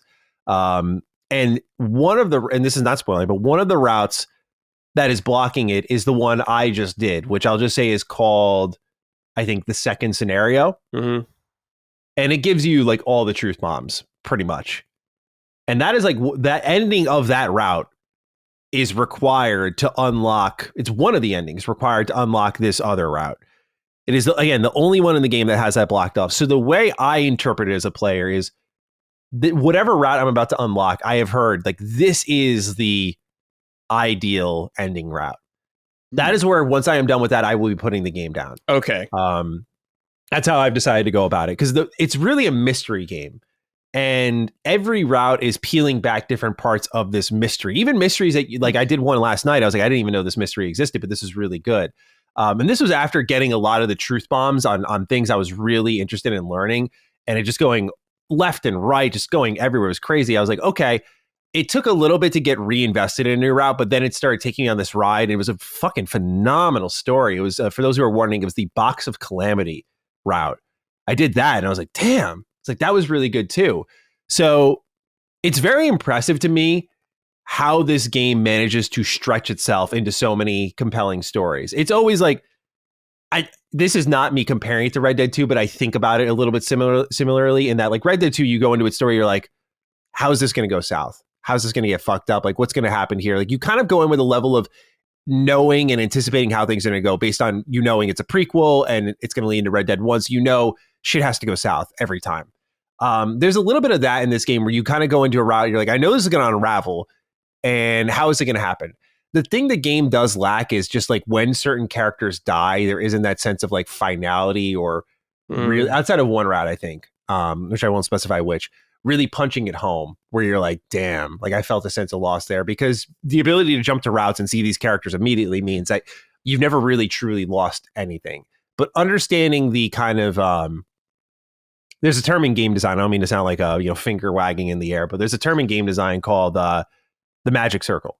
And it's kind of the idea of once the player steps into the magic circle and kind of accepts and understands the rules that are set up by the game designers, they kind of play by them. Once you've gotten them in there, makes your job a lot easier. I think such a thing really does exist for storytelling too, in that once you step into 100 Lines magic circle and kind of buy into its fiction, even those kind of losses are felt once you understand the broader narrative and what's going on, and you start to feel bad for these characters. so I haven't finished it yet, but I'm 90 hours in now. Cool. And you know, that's a long time, dude. And I will say, when I picked this up, it's funny because Locke was talking to me about it. He was like, "It's time." And he was sending me like Kingdom Come Deliverance 2 gifts, and I said, "I'm gonna be honest." I said, "I want like to," Locke, but after what did I finish? I forgot what I think it was like Expedition 3. I finished something and I said, I want a smaller game. So I go to this. Yeah. I knew about the 100 endings going in. I thought it would be one of those, here's your canon route. We're going to make it easy for you. But they really, to their credit as writers, do lean into the idea of like, oh, you stopped here. This is your ending. And I think that takes some guts, but that's kind of what Kodak is known for. At the same time, there are endings, like I'll just say the romance route, where it's like, you're not stopping here. The problem with the route system is that, though, I went from the main scenario and I was like really into it. I was like 30 hours and I was like, this is great. I make a bunch of choices along the way and I end up in the romance route. I hated the romance route. Naturally. Yeah. I was just like, yeah, this isn't really good storytelling. But it's also like you're in the game for answers to these mysteries, and this just takes you off the course of like who you're gonna like hang out with and make out with. And I'm like, I don't care about that right now. Like, this is fun for when I'm done with everything else. So because the game doesn't really have like maybe even a gold line telling you like this is the route that's like ideal, which I get why they wouldn't do it, you run the risk of doing what I did, which is I hit that. It became a pit stop for me. I ended up playing Death Stranding 1, beating that, then coming back to Last Defense Academy, and just like on the plane ride home from North Carolina, just shoving myself through that route and be like, okay, I just need to get this done. And from there, I've like renewed my love of it. I've really enjoyed it a lot. It has a skip battle feature. So this is also like a turn-based tactics RPG. And it's funny because this is what Danganronpa fans always wanted. We always wanted a Danganronpa RPG, and they would do like game modes. Like V3 had a first-person dungeon crawler. It was really cool. Like, it was actually a pretty classic JRPG with all these different Danganronpa characters, and it was like a 99-floor dungeon or something like that. But it was very simplistic. This seemed like at first the answer. Like, okay, like these are Danganronpa characters. You're going to progress with them. They're going to level up and stuff. And as you like go out and explore the world on these like on like a board game, which is another Danganronpa staple. Like, you'll land on these tiles and they'll give you materials, and you can spend that with like certain currency to like upgrade your skills in combat. But eventually there's two things that happen. Number one, the fights are really easy.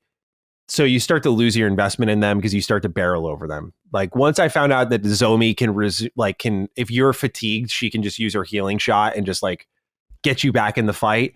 You can like spam your finisher attack with Takumi, who's the main character, and it does like the most damage in the game, and then switch to Nozomi, heal him, renew him so he's not fatigued anymore, and just rinse and repeat that, and it'll be good to go. So the fight loses its tension that way. Also, the game has it where, and I get it because, again, the game's content, this is where I say bring a pair of scissors, fucks itself over. Because these routes are like parallel, you'll have these fights that are from other routes that are the same exact setup and everything like that, and they're reusing the same fights. Because the game doesn't want you to fight the same people over and over again, they're thinking of you. They're like, do you want to skip this fight? So naturally, it's like, yeah, I've fought this a bunch of times before. Yes, like I've done my part. The game becomes a visual novel now. So there's really no fighting almost at all by like, I haven't fought in like probably like 30 hours now. Oh, wow. Because I haven't run into any new encounters with the games. Like, you can't skip this. Like, even finales of arcs, they're like, no, like this is like, you can skip it. So it kind of pulls some of the tension out. Like, there are just fights that I'm like, oh, this feels like I should have a new fight here that the game would want me to experience, but it's an old one. And they're like, do you want to skip it? And it's like, well, yeah, I mean, I've spent 90 hours here. Like, I'm going to value my time and not just fight something again and do it again. So it runs into those two problems where I again, if they, I think shrunk down this goal of like 100 endings and just even cut it in half, like 50 endings still sounds really awesome, and just made more exciting fights. You also fight on the same school map way more than any other map in the game. Like, there are tons of battle maps, but you only fight on the school pretty much, and they're all playing out the same. So that is a level of that magic circle too, kind of working for you, where it's like, you're already invested, you're already in, you're already bought in. You're like, okay, here we go again. And so it's a great game. Like, it's definitely, since he stopped doing Danganronpa, his best game, but it's flawed. It is. And it trips up on itself sometimes, but overall, like I do love it still, because there is that, like when I finished a route yesterday, there was a route that had a degree of finality where it was like really fucking sad, but it was also like, I felt like it had a message and I went, damn, I don't feel like I'm ready to go. Like I really love this. And that's when, it's time to start pulling away and you're like, oh, and that's what I'm embracing, because the reality is this. After Danganronpa 1, 2, and 3, that was such a great stretch. That was like 2014 to 2017 for me. And I love those games, all of them, unapologetically. But I realized then, after I tried to play other visual novel series, like Zero Escape, I adore. The Somnium Files, I only played the first one, but I love that too. There's really two minds in visual novels that I love, and it's Kodaka and it's Uchikoshi. And this game is a combination of them. They work together to make this. It is in a lot of ways a dream game. And so there is this level of, yes, this is flawed. Yes, this game has a lot of problems. But I've also been begging for this since 2017. Mm-hmm. Like this style of game, this style of presentation, this type of writing. And so I'm just kind of soaking it in, because I know even with my complaints, there will come a time I'm going to be like years down the line. I'm like, man, what I would give. There are rumors of a new Danganronpa game. I haven't bought in fully on that, because some people are like, it might just be like Dead by Daylight, like a character from Danganronpa might be there. Oh, like Monoguma, which I know would just be a real kick in the balls for me. But Kodaka is the guy who makes Danganronpa, so it's like I'm also a little unsure if I want anyone else working on it. But right. To my point is that I've been wanting this style of game for a hot minute, and now I've got it. So I'm not really in a rush to get away from it, where as I got into like really, I would have been done with this game probably last month if I didn't stop to do like Mario Kart for 20 hours and then Doom the Dark Ages for like another 20 hours and Expedition for like 45. Like this game would have been done much earlier, but I've kind of enjoyed being on the journey, because it is one of those moments where, yes, it's long. Yes, I did say like sort it out, cut these games shorter. But in this very particular instance, with this very particular scenario, it feels right to spend this much time on it for how long I've waited for something like this. So I've been enjoying it in spite of its flaws. I'm just really on this ride. I know it's ending soon, and I'm going to be sad when it's over, because I've really had a good time with it. It's definitely one of my favorite games of the year. I think if the combat was better, I would recommend it a lot more strongly to people. But because I know it's now kind of reverted itself back to that Kodaka visual novel style game, based on when I recommended it to Cog heavily and he only got to like the second class trial, I understand it's not for everyone. So I wish they had more combat that was more robust and evolved more often, because I do think this game would resonate with a much wider base. Like, because the tactics combat is great. There is strategy to it. It just runs out of ideas and then just lets you skip the fights eventually because there's no new fights. So a little bit of a bummer there for sure. But overall, still having a good time with it. Okay. And, again, did not expect to be playing 100+ hour game at this point. That caught me off guard. I did know, I did expect, I was thinking like 70 or 80, because Danganronpa V3 was like 55, 60, and that was long. I was like, wow. Yeah, like that was a visual novel. That game is amazing, but that was long. So I was expecting like, okay, 70, 80 probably. When I started to get really deep, I went, how long is this? And I saw people saying 100+, 130. I was like, oh shit. I was like, I did not. No, I thought, I mean, it's funny because I could have beat KCD2 like twice over, it feels like, because I stopped right when you got to the second map. So I could have probably beat that part of the game twice over. So, damn. So a little bit of like, damn, man, I actually had more time than I realized, but it's still been good. It's still been good. It was good to have like an all-dayer with this, and just because like, last thing I'll say is Danganronpa I have a lot of fond memories with. Just in like settings I was playing it in, times I was playing it in, that like I feel yesterday's session where I just kind of played it all day. I was like, I think I'll remember that, like that moment in my life where I just like went, it's just his games sit with you for some reason.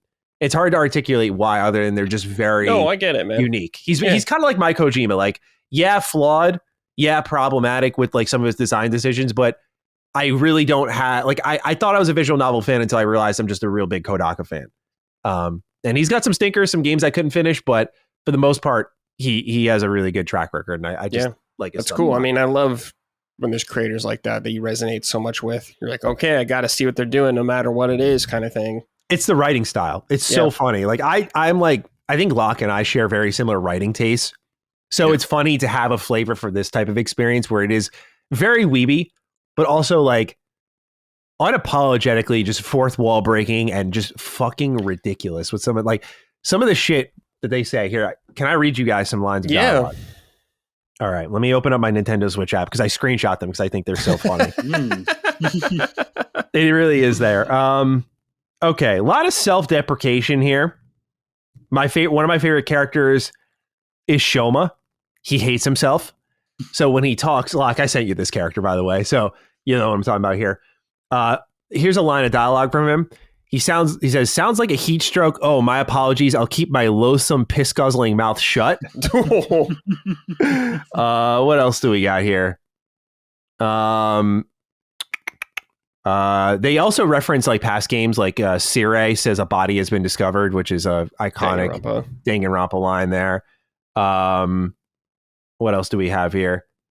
If you want, I'll hang myself to be cleared of these false charges. Like this guy is just out of pocket. Sounds like an LSM write-in. It's too stimulating for a perma virgin like myself. Yeah, just a lot of great lines here that just crack me up. It is one of the funniest games that I've played. Like for all the shit I talked about the romance route, I won't spoil it for anyone who's playing, but it is a game that by the end of that romance route, some of the alternate endings of that shit were so fucking funny. And again, I'll leave it for people to experience, but just it is a hilarious game. So it provides a lot of good laughs for me. Matty, I think a part that resonates so strongly with you, and I've discovered with certain games and creators, is if they're unapologetic about what they're doing, no matter how hard it can be for people to get in or whatever, or off-putting. Kojima's like that. This sounds like that. That's like kind of like me with Kingdom Hearts. Is like, it is what it is, and they know it, and they don't give a fuck if you find it hard to get into or not. And I think there's something special about that. Yeah, and that's literally what his games are. Yeah. If you get into them, you get into them. And so that's kind of what this is. And you know what it comes with. Again, there's just so much fourth wall breaking, you know, and so it like there was there's a wrestling character in this game, and there's a line of dialogue. I was like, I can't believe they just referenced that. But because she's like always talking about her pro wrestling career, she's always making WWE references. And at one point she says like, yeah, like that time Edge and Christian broke up. I'm like, what the fuck is this? Because there's like a WWE fan growing up. I'm like, they just referenced this, like just straight up, you know, like, And in V3, I think it was the demo for V3. They had one of the Mana kids say like, fuck the Patriots, it's Jet season or something like that. You know, like, like an NFL reference. Like there's shit in this game that they say that's just unbelievable. And I just get a kick out of it every time. Cool. So it always makes it enjoyable to watch these characters talk and say crazy shit. Yeah. That's where I'm at. I imagine next Summon Sign, Brad, I'll be done. Yeah, hopefully. Hopefully. Like I know I've been here 2 or 3 times to talk about it, but I imagine I'll be done. That's the way it goes. Just be warned. Jason Polanski's also going through it. We're about at the same pace. So if you get him on later, you'll probably hear about it one more time. And I know Hogue was playing it as well. So we all love it. So there's that. Yeah. Okay. Very nice, Matty. All right. Final game for today from Lockmort here. Atomfall. Lockmort, I thought you played this earlier. No, I didn't. Matty recommended to me earlier, and Matty and Colin had a spoiler cast about this. Yeah, I know. They played it. I thought you played it earlier for some reason. No, Matty recommended it to me when it came out. I think, Matty, when was this? Like half a year ago, maybe earlier? It feels like it, yeah. It was. It came out in March, I want to say. Oh, March, okay. And then 2 weeks ago, my buddy Meatball from the Discord told me, like, Matty also told me this in March, but Meatball like reinvigorated the memory. He told me like, play this game now. It's going to be one of your favorite games of the year. Like, yeah, sure. We'll see. Okay. So I got it. I downloaded it, and he was right.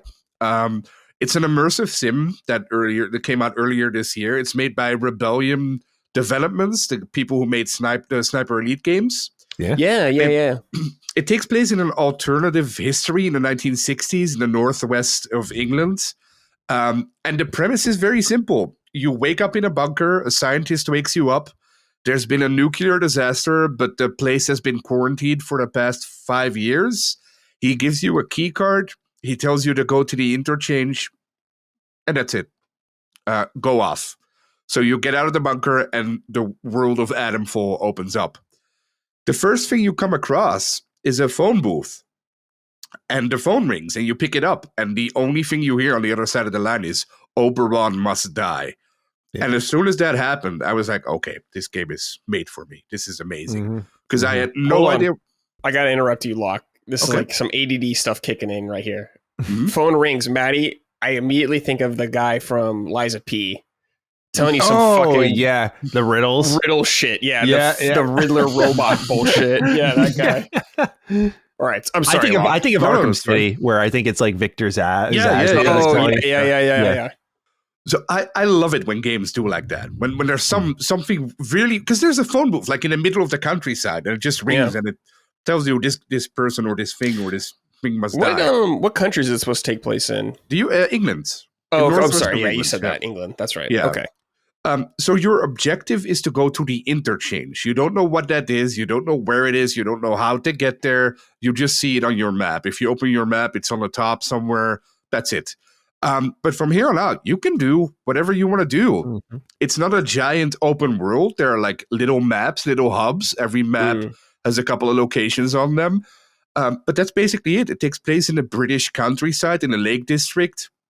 And then let's say you follow the story and you go to the interchange. The interchange is this big building, basically in the center map, at the top of the center map.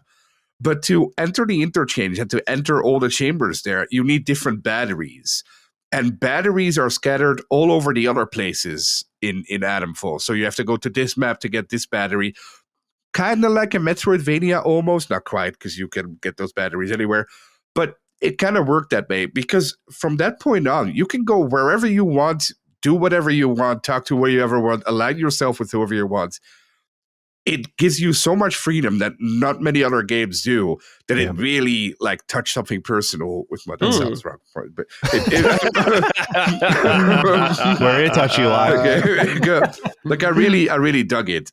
There's no leveling, just like in System Shock. No leveling or XP. You find training manuals, and then those training manuals list like skills. The skills in your skill tree are blurred, so you can't see them until you find the training manual, and then you can see what they are. Like, it's the typical skills, right? Like sneak, combat, crafting, etc.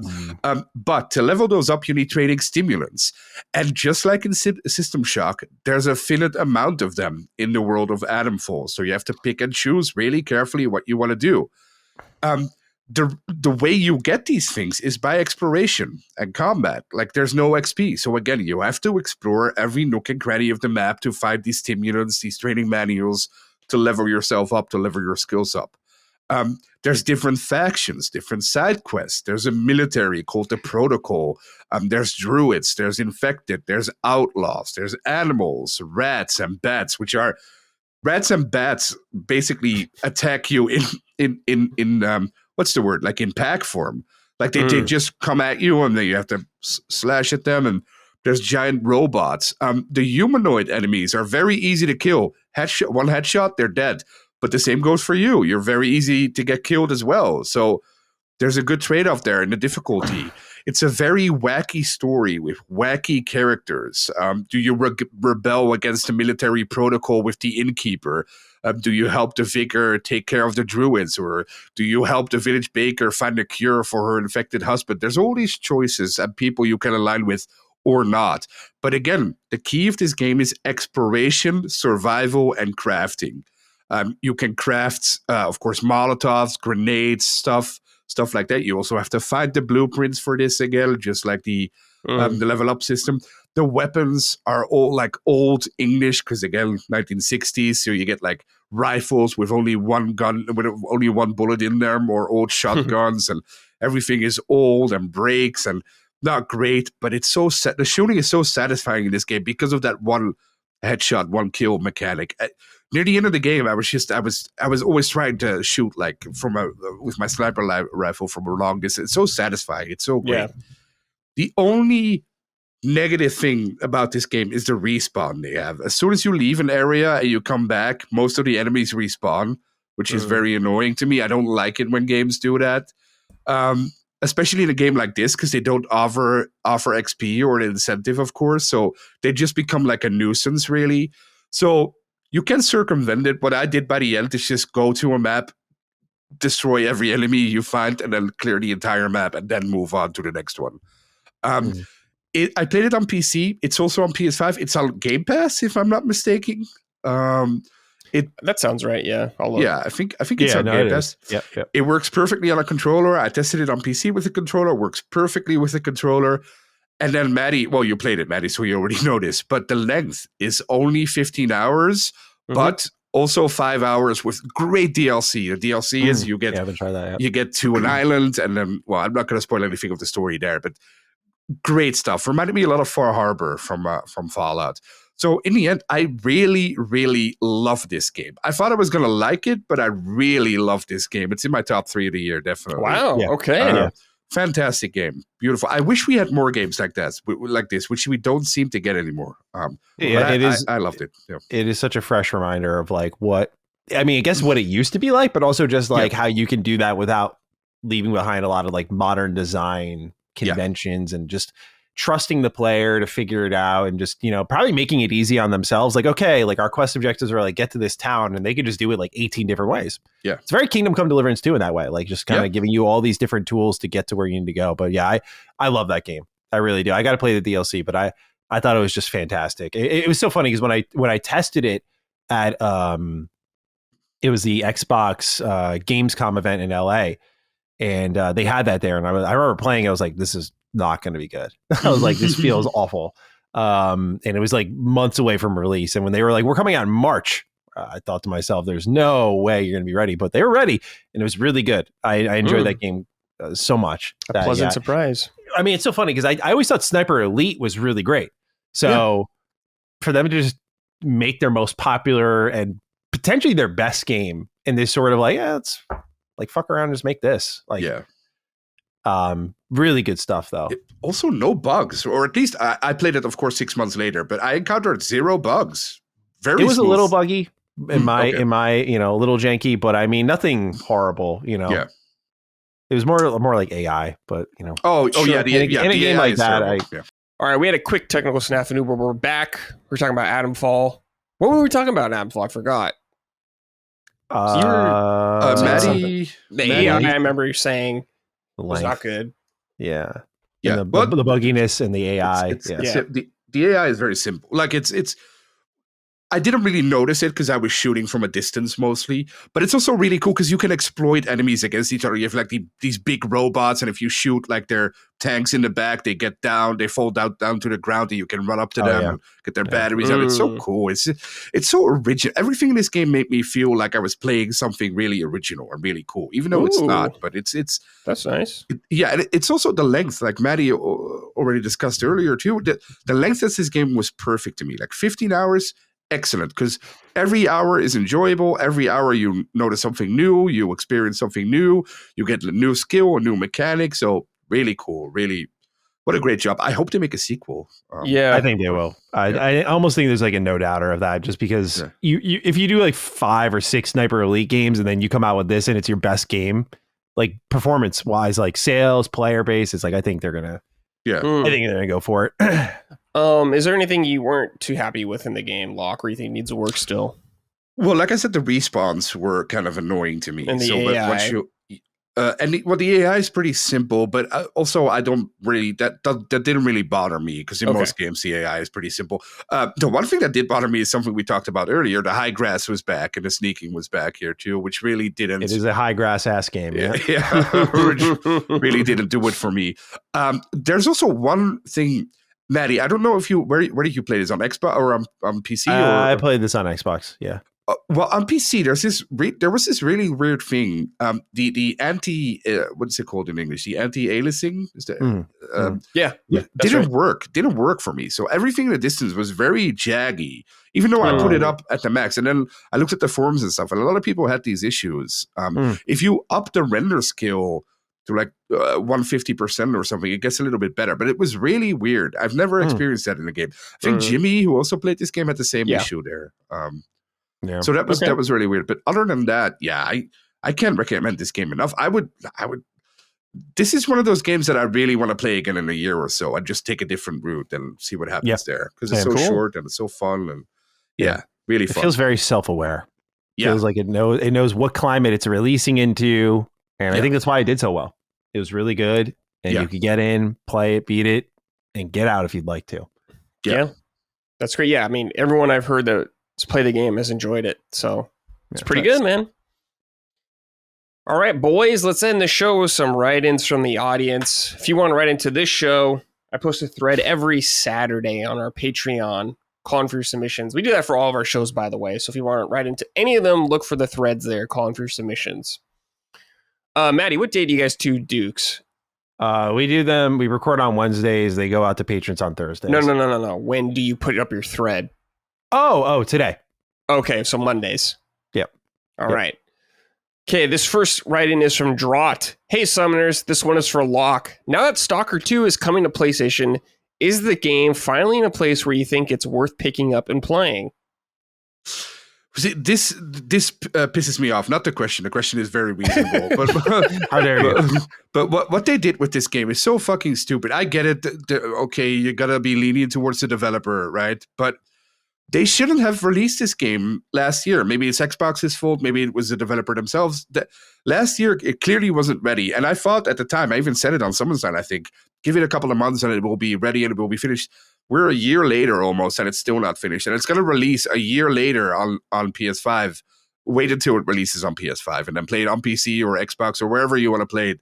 Just wait until it's out on all consoles, because they're clearly still updating it, and it annoys me because I've heard multiple people, including on I think maybe it was on Sacred or somewhere. Yeah, Chris played it.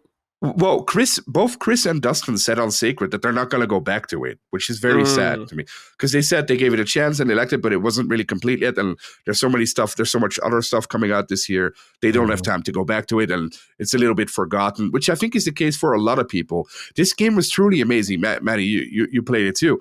This game is an amazing game, but it's one of those games that it will never get the recognition that it deserves ultimately now, and that's the fault of the people who decided to release it when they released it, whoever that was. So to answer the question, wait until it's out on PS5 and then get it on Xbox, PC, or wherever you want to get it. Okay.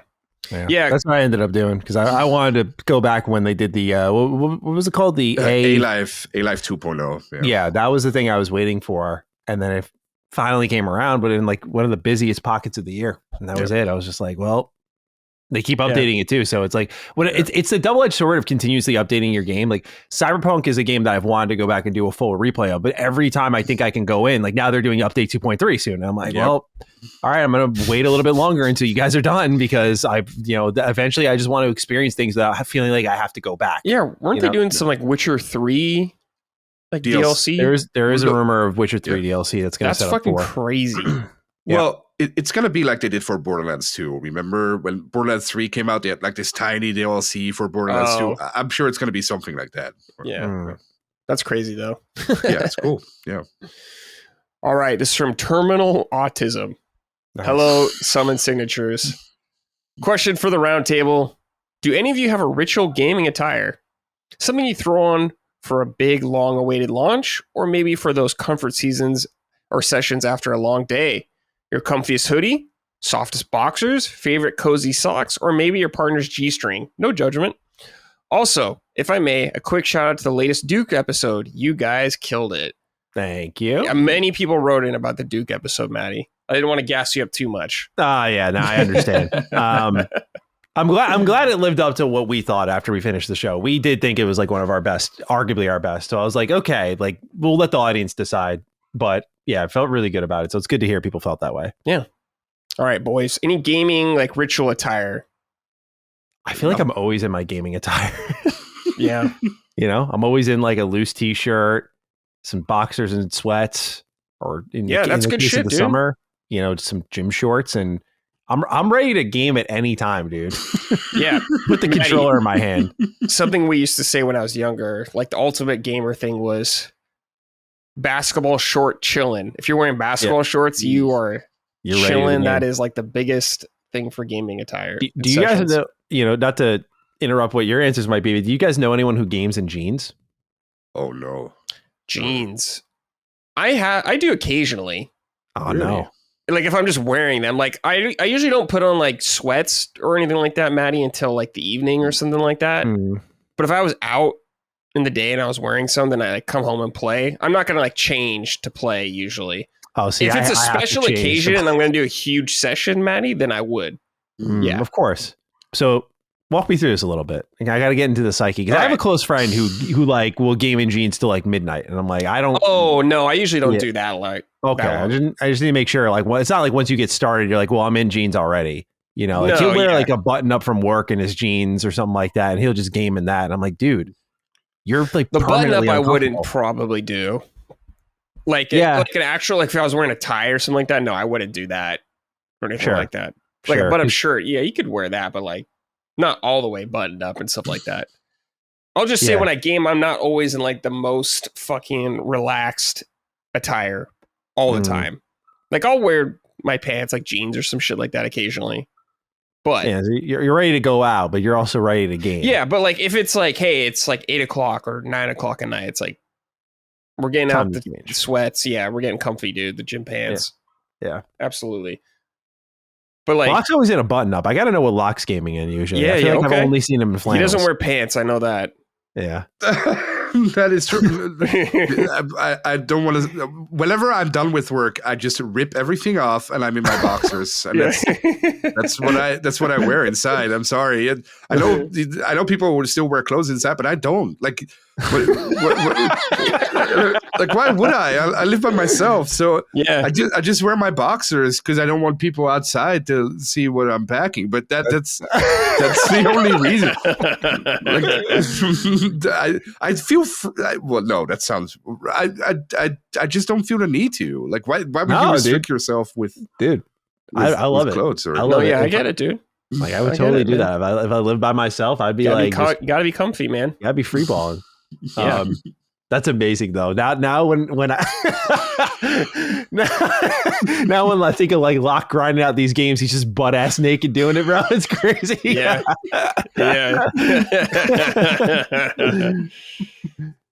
Okay, Matty, let me ask you this. Sure. Elder Scrolls 6 is coming out. It's out tomorrow. You're prepping your day for it. Oh yeah. What are you gonna wear? What's the ritual going down? Yeah, dry fit top for sure. The dry fits are very breathable, very, if I'm like leaning against my chair and I'm starting to get the clammy gamer top, it's like, I can drag that shirt around. I got a little bit of maneuverability there. So any position is comfortable. We're probably wearing sleep pants, no underwear. I think, just maximum breathability. So if I want to cross my legs, then uncross them. It's good. Crisscross applesauce. My hips are ready for anything. Socks. I'm a socks guy. Okay. Only take the socks off when I sleep, but I like wearing socks. So socks are on for this one. And I think that's it. Yeah, I'm usually more of like a ritual drink guy. Like, let me grab for me, it's a can of seltzer. Yeah, like, give me the whole ritual, man. Can of seltzer. All right. Yeah, can of seltzer. A little Waterloo, And is there whatever flavor? Is there a time of day you'll want to start?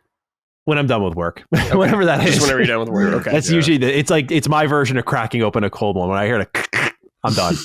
Yeah. My day is over. Gotcha. And the next phase has begun. All right. Either that or I'm like hyping myself up because I have to do more work. it kind of blends between the two. It's like, okay, I finished like working job A. I'm going to go right for my game now. Okay, I'm going to go get like a seltzer and like mentally reset and then go down for it again. But yeah, that's usually my go-to. Love a little seltzer. Pretzel chips, maybe a little hummus. So you snack when you game, okay? Love to snack when I game. I don't snack at all.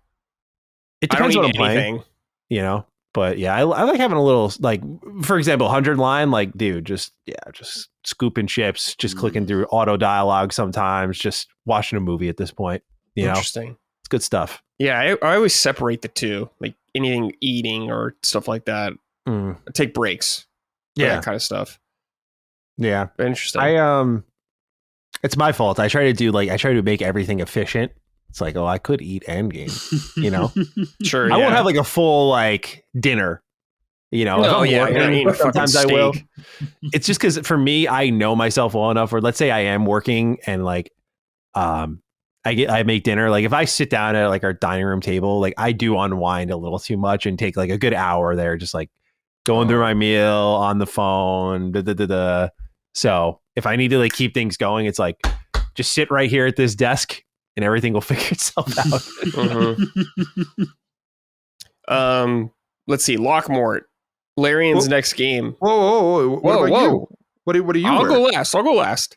Oh, okay. I'm the host. You're the guest. himself. So we start with you first.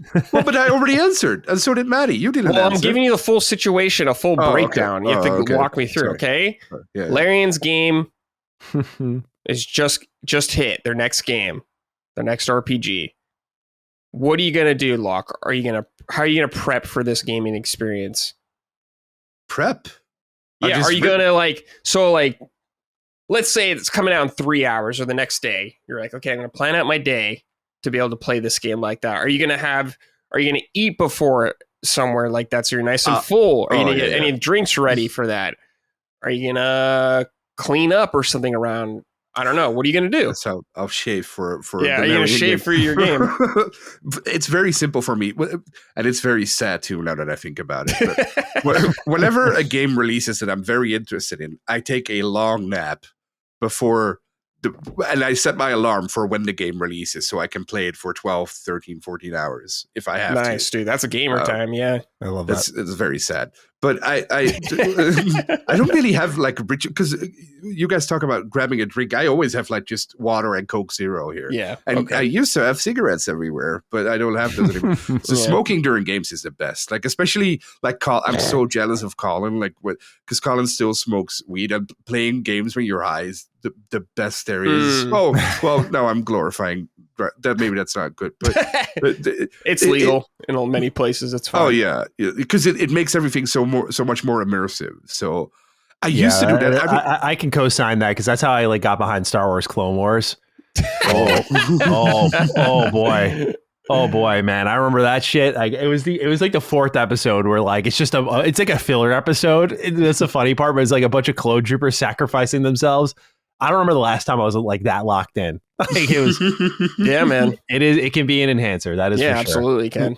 One of my favorite gaming moments was in 2023 in August. I remember it very clear. I think August 12 or 13 or somewhere around there is when Baldur's Gate 3 released. Because I remember I took a week off from work.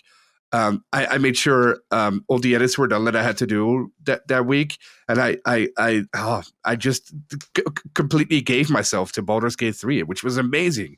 I love that moment so much. It's something I'll never forget. Skyrim, same thing, a long time ago. Oh my god, yeah.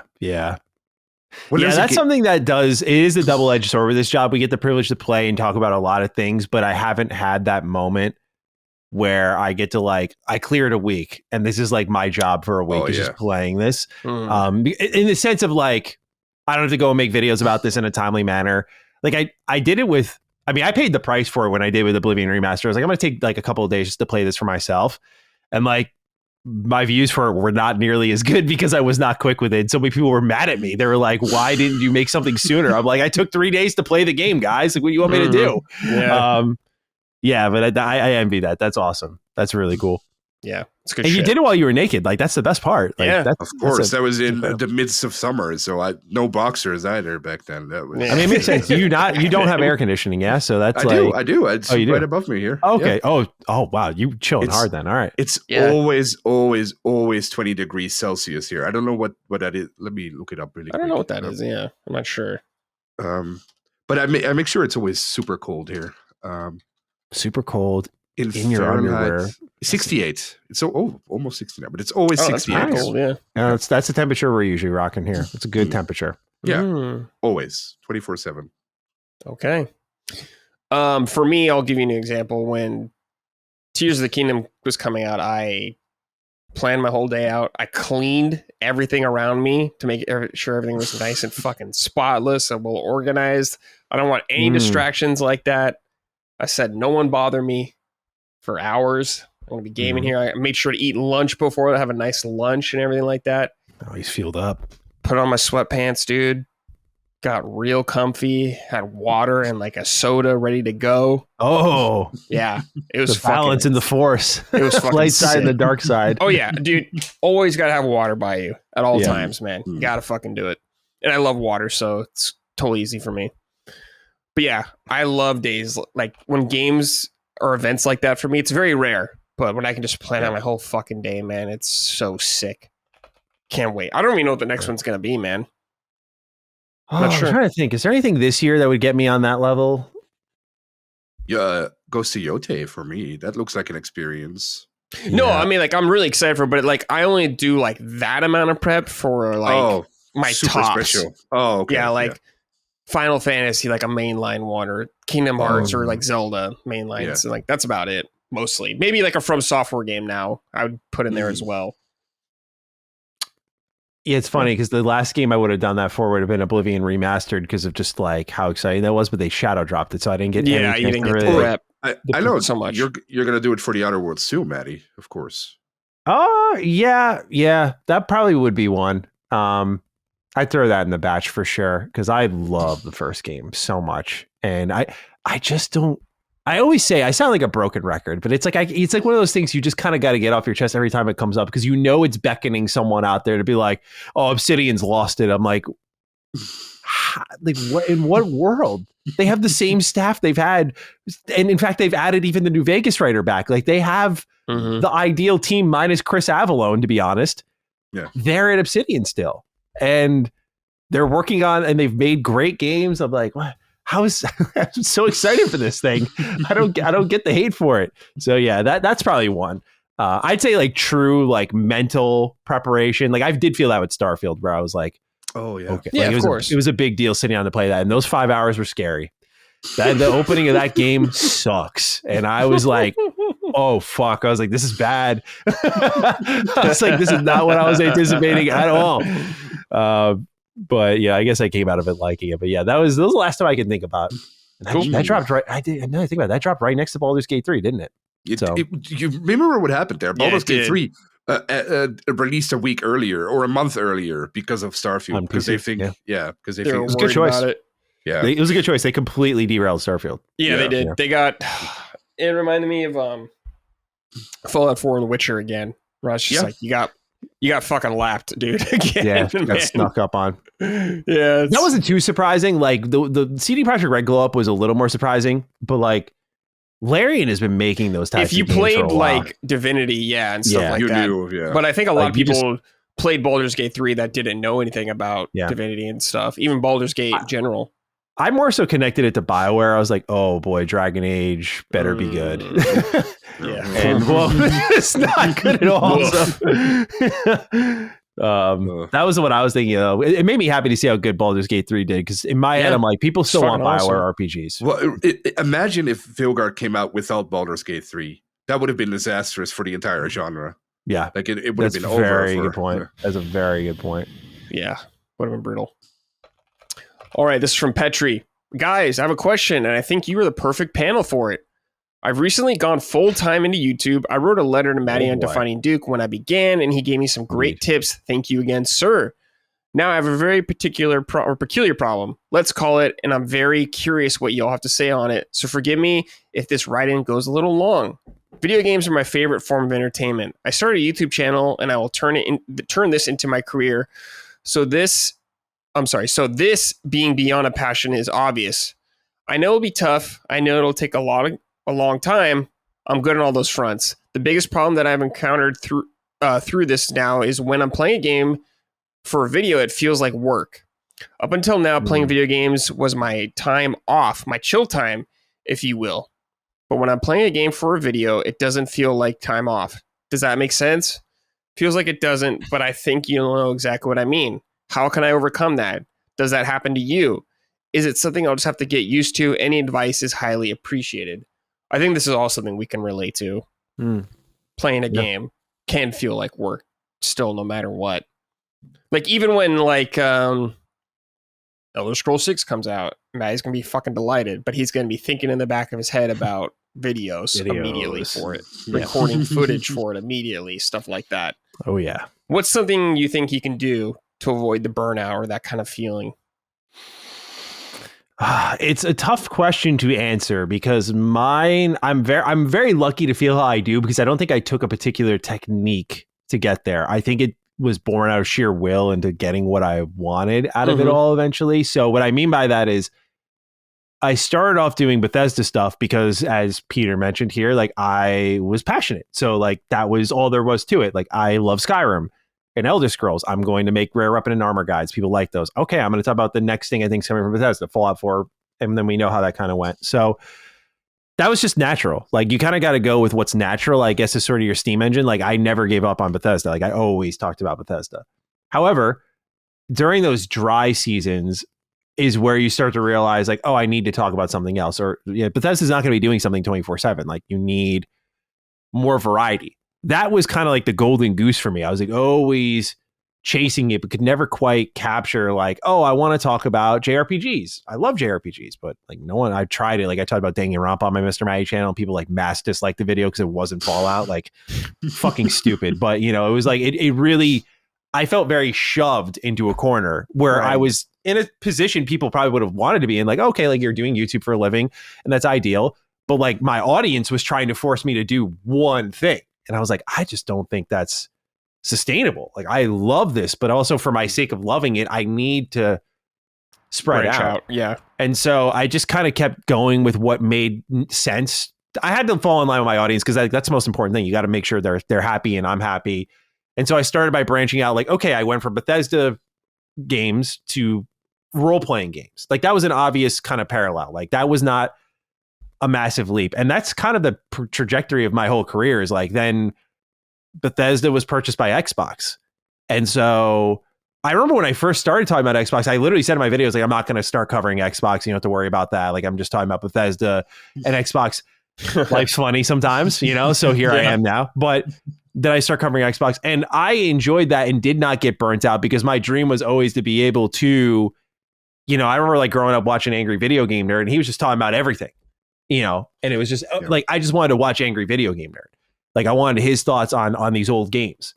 And so for me personally, it was, I don't get burnt out like that because I wanted this so badly. And it's not like once I got it, I was like, okay, now what? I was like, I just want this. Like, I just want to be able to keep talking about things I care about. So I think my secret sauce is really, and the comments will never believe this, but sincerely talk about what you're interested in. If you're not interested in something, the video is going to suck. If you're not interested in something, the audience will be able to tell. Right. If you don't like it, or if it is work to you, they'll be able to tell. So do the thing that doesn't feel like work. Eventually that passion will build. Like, I don't know, when I talk about news now, I kind of go back and forth on it. I talk about it with Lock sometimes, where I'm like, sometimes I just don't want to do news at all because sometimes people just shoot the messenger and it's like, it's really fucking tiring that like just people don't have any nuance. Or they don't want to have a conversation. They just want to be angry or they want to be hyped and there's no in between. That gets really tiring. But when I'm like in my review bag, I'm just like, that's where I'm like, I'm so excited to be here to like just share thoughts and like give people what I think I would want if I'm trying to make a purchase, because I've been in that spot for so many years. So I just feel like it's the excitement of being like the person. Like I want to be your guy. So I think that's where a lot of my motivation stems from. And that's just something that doesn't really run out, because no matter what's changed in my career, I've always just wanted to be the guy for like your game selection and just a consideration, I should say. Me on top of a couple other creators or press that you listen to. So I know it's not really a how-to. Maybe it kind of is, but that's kind of where I ended up with it. It was like, I just wanted something that a lot of my initial audience was borrowing me from. And it is not something you're supposed to say, but the audience isn't always right. They, a lot of people can say, for example, I shouldn't give an example. A lot of people can also just be like very wrong about the same thing at the same time. It doesn't matter how many upvotes they have on the comment. It's just like, they can all just be fucking wrong. Like, that's just unfortunately the world we live in, where they think by outnumbering you, that is the reality. So you have to just listen to yourself, because you'll never please everybody. And the only way to kind of just rock this job and keep it and do a good job is by sticking with what you care about and what you know. So hopefully that helps. But, it's tough to get away from it. There's ways you can, I'll say this as a final piece and then I'll pass it off, is like, there are ways that you can optimize your setup where like capturing gameplay, script.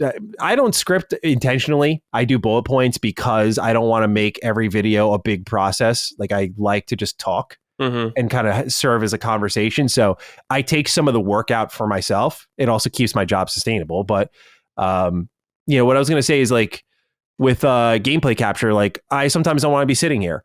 So what I'll do is I'll take the game, I'll like fire it up on my Logitech G Cloud, and I'll stream it to the handheld, and then I'll open up OBS and it'll be recording my gameplay as if because it's literally just taking the image from my Xbox and then shooting it over to a different device, but it's still on my Xbox. So I'll just like record my gameplay in this room while I'm like out in the living room or something like that and just playing on the couch. And I get that separation. I get that feeling like I'm just playing for myself. Like the mental buy-in is there, but I'm still doing my job, And I've done this for so long that there's always like, everything can be a video to me. Everything, there's no getting away from that. Literally everything. I made a video on Disney Infinity last year. Like it was one of our most successful videos on Retro Rebound. Like you just can't get away from it once you kind of get into that. So to me, it's the excitement of picking and choosing. I get choice paralysis. I'm like, the problem I have is like picking games that I, that's where I kind of bump into that wall of like, am I picking this because I think it would do well on the channel? Or am I picking this because I'm actually interested in it? That's sometimes like a conflict that I try to always keep aware of. And that's just me being sincere to the audience. Like there's just like, I know if I went totally and did something. Like, you're making a video, if you're making a video and you're putting the effort, you do think about like, is this good for the channel kind of thing like that? Yeah. Like if I use Retro Rebound as an example, because I was talking to Lock about this, like I want to do Xenoblade next. I think Xenoblade will do great on Retro Rebound, but I know if I did like Dragon Quest and Final Fantasy, like classic, well-known ones, not like the more niche ones, or Pokemon and catching up on that backlog. Like I know there's a route to way more views than what I would be getting with like Xenoblade, but I just kind of have to accept like, well, if I want to keep that channel going and I'm about to put like X amount of hours into a JRPG, like I need to do what I'm going to be able to hang with and then and then I'll get to Pokemon. It sucks because there are moments where you get chewed up a bit and you're like, oh, the views could be a little bit better and I know how to get there. But like, I just think the only reason I'm here is because I show that restraint of like, I know sometimes the stars align, like when Locke and I did Retro Rewind and we launched a bunch of like the Kingdom Come Deliverance video and the New Vegas video, like the stars align, and like April was one of our best months last year. It was like, sometimes it just goes like that. It's like everything pans out. The Fallout 1 video did well. Like it just goes really well. And we're like, okay, cool. Like we just had a stellar month. Like everything we planned out hit. There's also months, unfortunately, where it's like I plan these things out because I'm interested in them. I think the audience might be, and they're just not. That's the channel. I think, Peter, if you want to study a channel, look at my Retro Rebound channel. You'll see like where I plan and then I succeed. And if you make evergreen stuff, then nothing's truly ever a failure. It'll always grow. True. Sorry, I talked a lot there. No, that's good. No, it's perfect. Yeah. Great. Yeah. Lockmore, any advice you have or anything like that? Well, Matty taught me a lot, of course, and I think the two most important lessons that Matty taught me was always record everything you're playing. So over the past 3 years, I've been doing that, and now I have playthroughs of every single game I've played over the past 3 years. You have saved me, by the way. I want to shout out Locke. He gave me my entire. For people who are wondering about my Outer Worlds 2025 review, that's all his gameplay. Oh, so he has saved me before. So, nice. There you go. So I record everything on my PS5 or on my PC most of the time. But the second thing and the most important thing is what Matty taught me is that you have to enjoy it. I made a mistake when I started my own channel, and my mistake was I'm going to upload every week and I'm going to make a big video every week, but that doesn't work for me personally. That works for someone like Matty because he, like Matty just said, he can talk and talk and talk, and it's news based and stuff. But what I want to do, I want to delve into the history of games and make like big 1 hour long projects. But that doesn't work on a weekly basis. So when I started that channel, I was constantly stressed and constantly worried and constantly checking out what I could do. And then Matty taught me, or told me, or other people told me as well, like, just finish a couple of scripts and make videos in advance. I think Jimmy told me this as well. So over the past 6 months, I've just been working on multiple videos. Monolith, The Last of Us 2, Atomfall now. I have like 10 videos lined up, and then I can space them out in like 2 months in between every time and have like a consistent output, because that's the last thing Matty taught me is consistency. Matty uploads twice a week on Retro Rebound, and I think 4 times is it now on Mr. Matty still? Damn, that's a lot. Yeah, that's impossible almost to do, but he still does it because you need to, right? Like it's consistency that's so important for like such a big audience. But I'm also lucky that I got into it when I was already a lot older, so I don't really I don't have that baggage on me. Like if it fails, or if I put out a video and it doesn't do well, I don't really care because I make those videos for me. I don't make those videos for. That's mostly what I'm doing with it right now too. Yeah, I mean, we're in a completely different league than Matty and that thing, but I want to. Part of like the investment on talking so much on my channels is I hire a lot of people for the game, and once we have a budget, and a publisher, which I think we're pretty close to at this point, it's like then I actually don't need to technically post as much just to keep the roof over my head. It's going to be a big like Lock, no doubt I will be up your ass talking to you about this constantly, but there will be a big like reassessment of what I want to prioritize and how I want to do it, because like Retro Rebound's my heart and soul. Like I love doing that channel every week. I look forward to it, and there's so many ways. It's funny because it's like, is it not broken where I need to like not change a thing, or it's like, could we do more with this? Could I like upload 3 times a week here? Would that be good? Or should I dial up Mr. Matty instead, because that would just make more sense for the business? Like there's a lot of ways I can kind of take it. But yeah, I definitely envy that position of not worrying about the views as much. I've detached myself where if a video flops, I don't care as much because I upload so often that I feel like I can usually get back. Recoup it. Yeah. Things on Retro Rebound though. If I get one like wrong on Retro Rebound, you feel it. Because as Lock knows, you really feel it, because it's like, well, that's it until the second half of the week. And if that one flops too, then like we maybe put together like 20K views across a whole week, and that's just not good. Yeah. So, it's tough, but there's like pros and cons to each of them, I think you're one of the, I don't want to say the only one, but one of the only ones out there who's been doing it consistently for so long that you've been doing it. There's a lot of people who take breaks and like do other stuff, but you've just been expanding and doing it more and doing it better. Well, I appreciate that. I it's funny because when some people this sounds like I'm demanding respect, and I understand it's earned, but some people talk to me like I just started doing this yesterday. Like it's funny. I've like done it since I was 10 years old, and I sometimes like see how people talk about the channels, and I'm just like, okay, it's like I've been around since Fred, so that was that's what inspired me. I wanted to make like spoof videos at first. Oh, really? That's funny. Yeah. If I had those videos from when I was like in 6th grade and stuff, I think people would get a kick out of them, because they were like these 10-second clips of just me and my friends doing stupid shit. There was a video we made of us like reviewing a football. Oh man, you were too early before like TikTok and shit. Honestly, those videos would have been viral. Us reviewing a football for like a minute and just putting it on YouTube. And then I remember us like spamming that link on like Facebook. I don't know. It's like was I born to do this? Maybe. Because I was obsessed with it since day one. So there's also that. It has to come naturally to you, Peter. That's my advice. It has to come naturally to you. Yeah. Keep at it, Peter. All right. This is from Cog Psycho 100. Hey, Summoners. Have to know if you had the chance to try AI Limit. It came out the same day as First Berserker and unfortunately got overshadowed. This is a soul-like gem, not quite Liza P level, but I really enjoyed my time with it and highly recommend it to any Souls fan. P.S. Matty, when are you playing Persona 5 X? It's on Steam, so there's no excuse. Oh boy. Bad news, Matty. I heard that game's good. Oh, is it really? Yeah, that's what I heard. Really? I saw the pretty good. The memes going around about the main antagonist of the game, and he has like a line of dialogue that I like. It's like it's slamming time or something like that. And that's fucking sick, dude. Is this really? Oh, Persona 5 Phantom X. Let's see what the Steam reviews are. It's mixed. It's mixed. I could see being mixed on Steam for sure. A Persona gacha game that's mixed written all over it. Yeah, I don't know. I'm holding off, but I've thought about it, but I'm like, you know what? Maybe they'll give me what I want, which is just like releasing this as a premium product without all the free to play elements. No, it won't happen.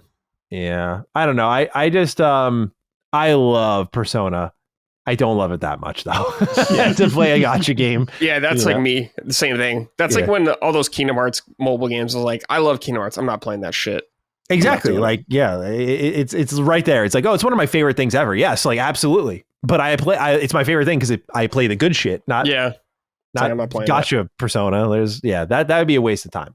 I already tried Kodaka's his gotcha game, Tribe 9. That already it was on the market for 3 months before they said they were taking the servers offline. So wow, that's bad. Very bad. Yeah, it's very bad. AI Limit. I was curious about that game. I haven't played it yet, but I was keeping an eye on it because it is a Souls-like. I haven't heard much chatter about it though. It definitely got overshadowed, but it's good to hear that it seems pretty decent though. So I need to check it out sometime, but who the fuck knows when? A lot of Souls-likes. It's tough to get behind all of them. There's a lot. Wu-Chang looks good. Liza P is obviously phenomenal. AI Limit. I heard First Berserker was really good, and I remember wanting to check that out when I heard how good it was. So I was like, oh, maybe I'll look into that. But there's just so many. And they're long games usually. That too. Yes. Yeah.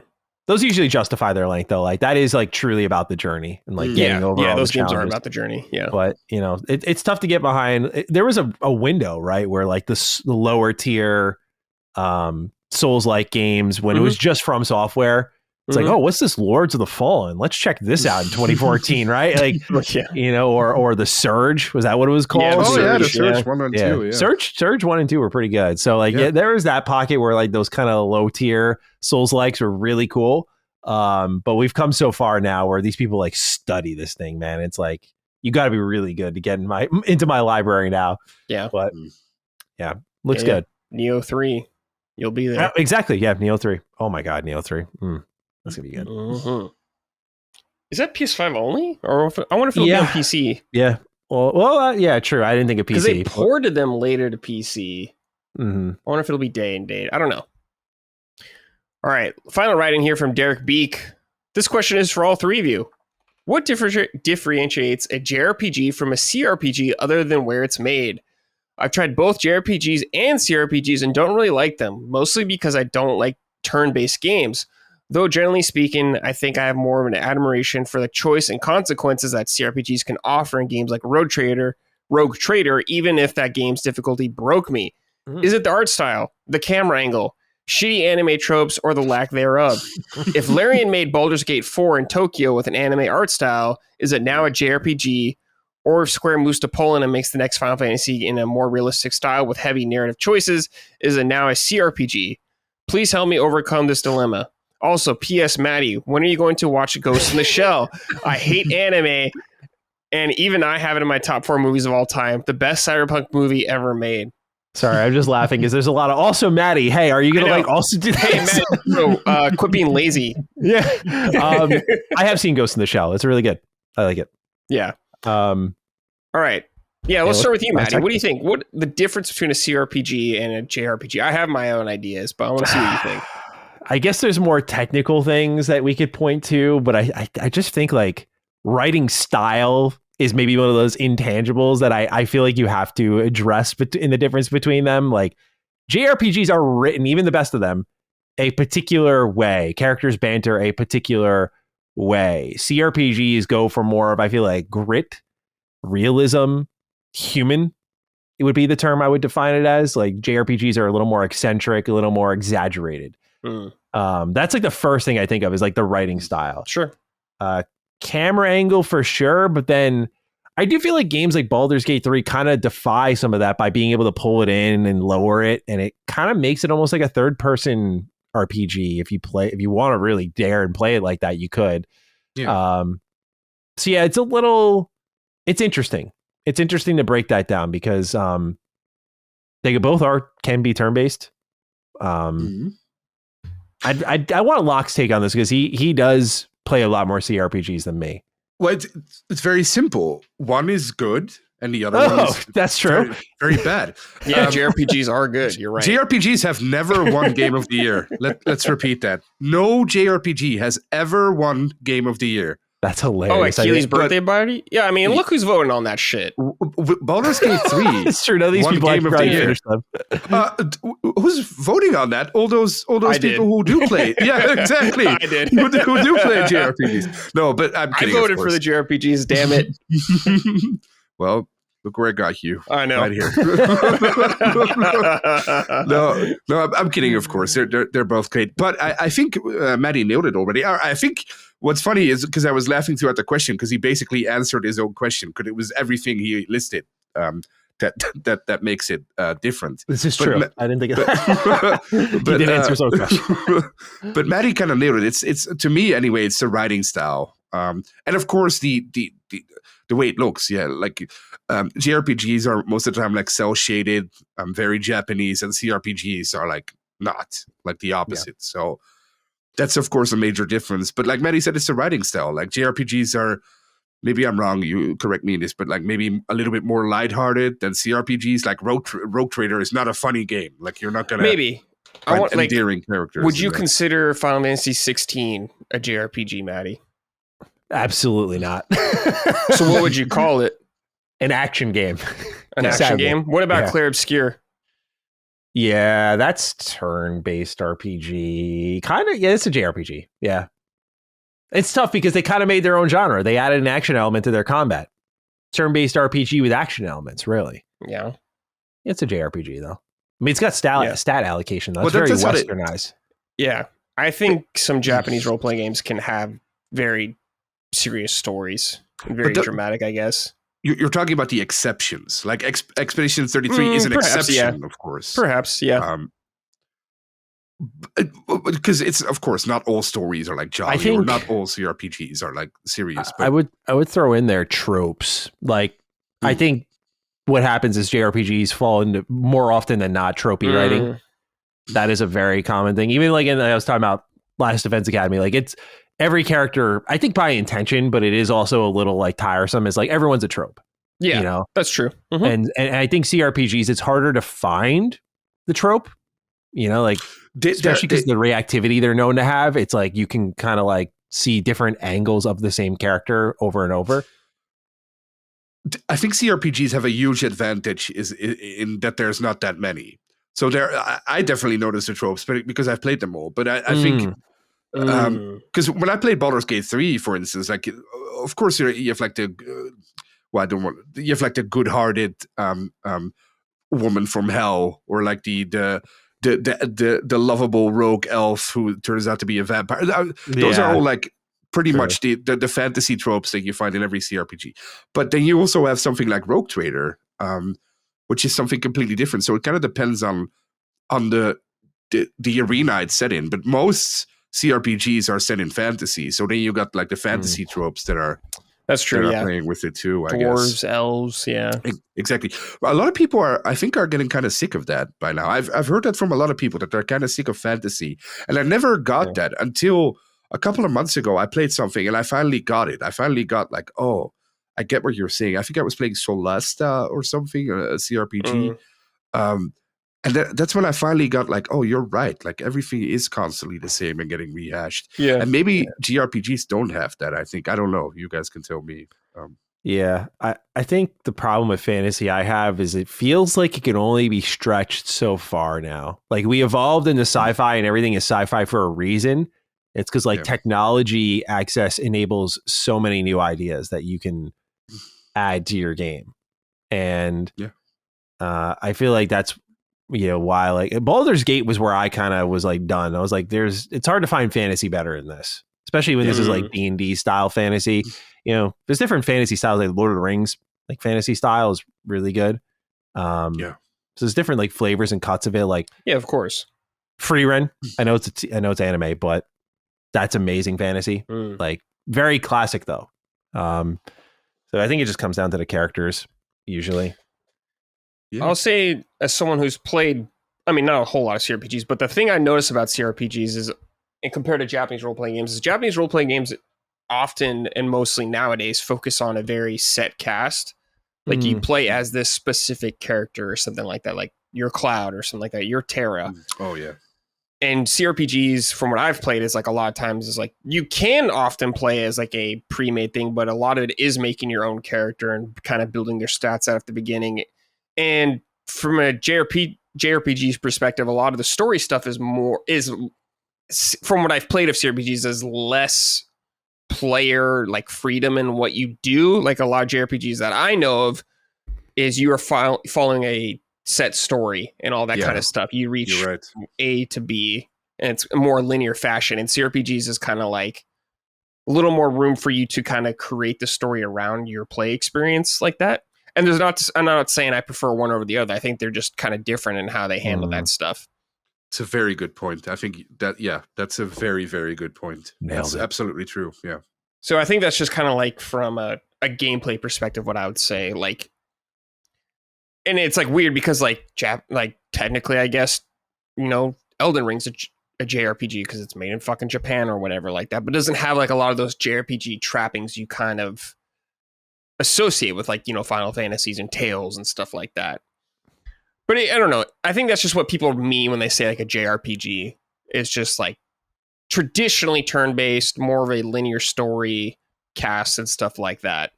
And of course, like the flavors you guys are saying, like the writing style and the kind of anime flair, often to a lot of it. And CRPGs are more like, here, you help craft the story, I guess, like that. You have way more freedom in that kind of stuff. Yeah, that's it. That's a very good point. It's always weird to me because I've been playing CRPGs since I was a kid. That was like one of my first genres, but there's just not that many of them. I can list all of them. There's only like 12 of them, or well, maybe between 12 and 20. So after a while, you've seen it all. But I think JRPGs, there's so many that you can still get surprised. I think if you occasionally, yeah. I mean, like I was saying with Fantasian when I was playing it, it's like I'm not doing anything new in it. It's not like breaking new ground or anything like that. But you can still enjoy stuff even if it doesn't do new things every time. Nice.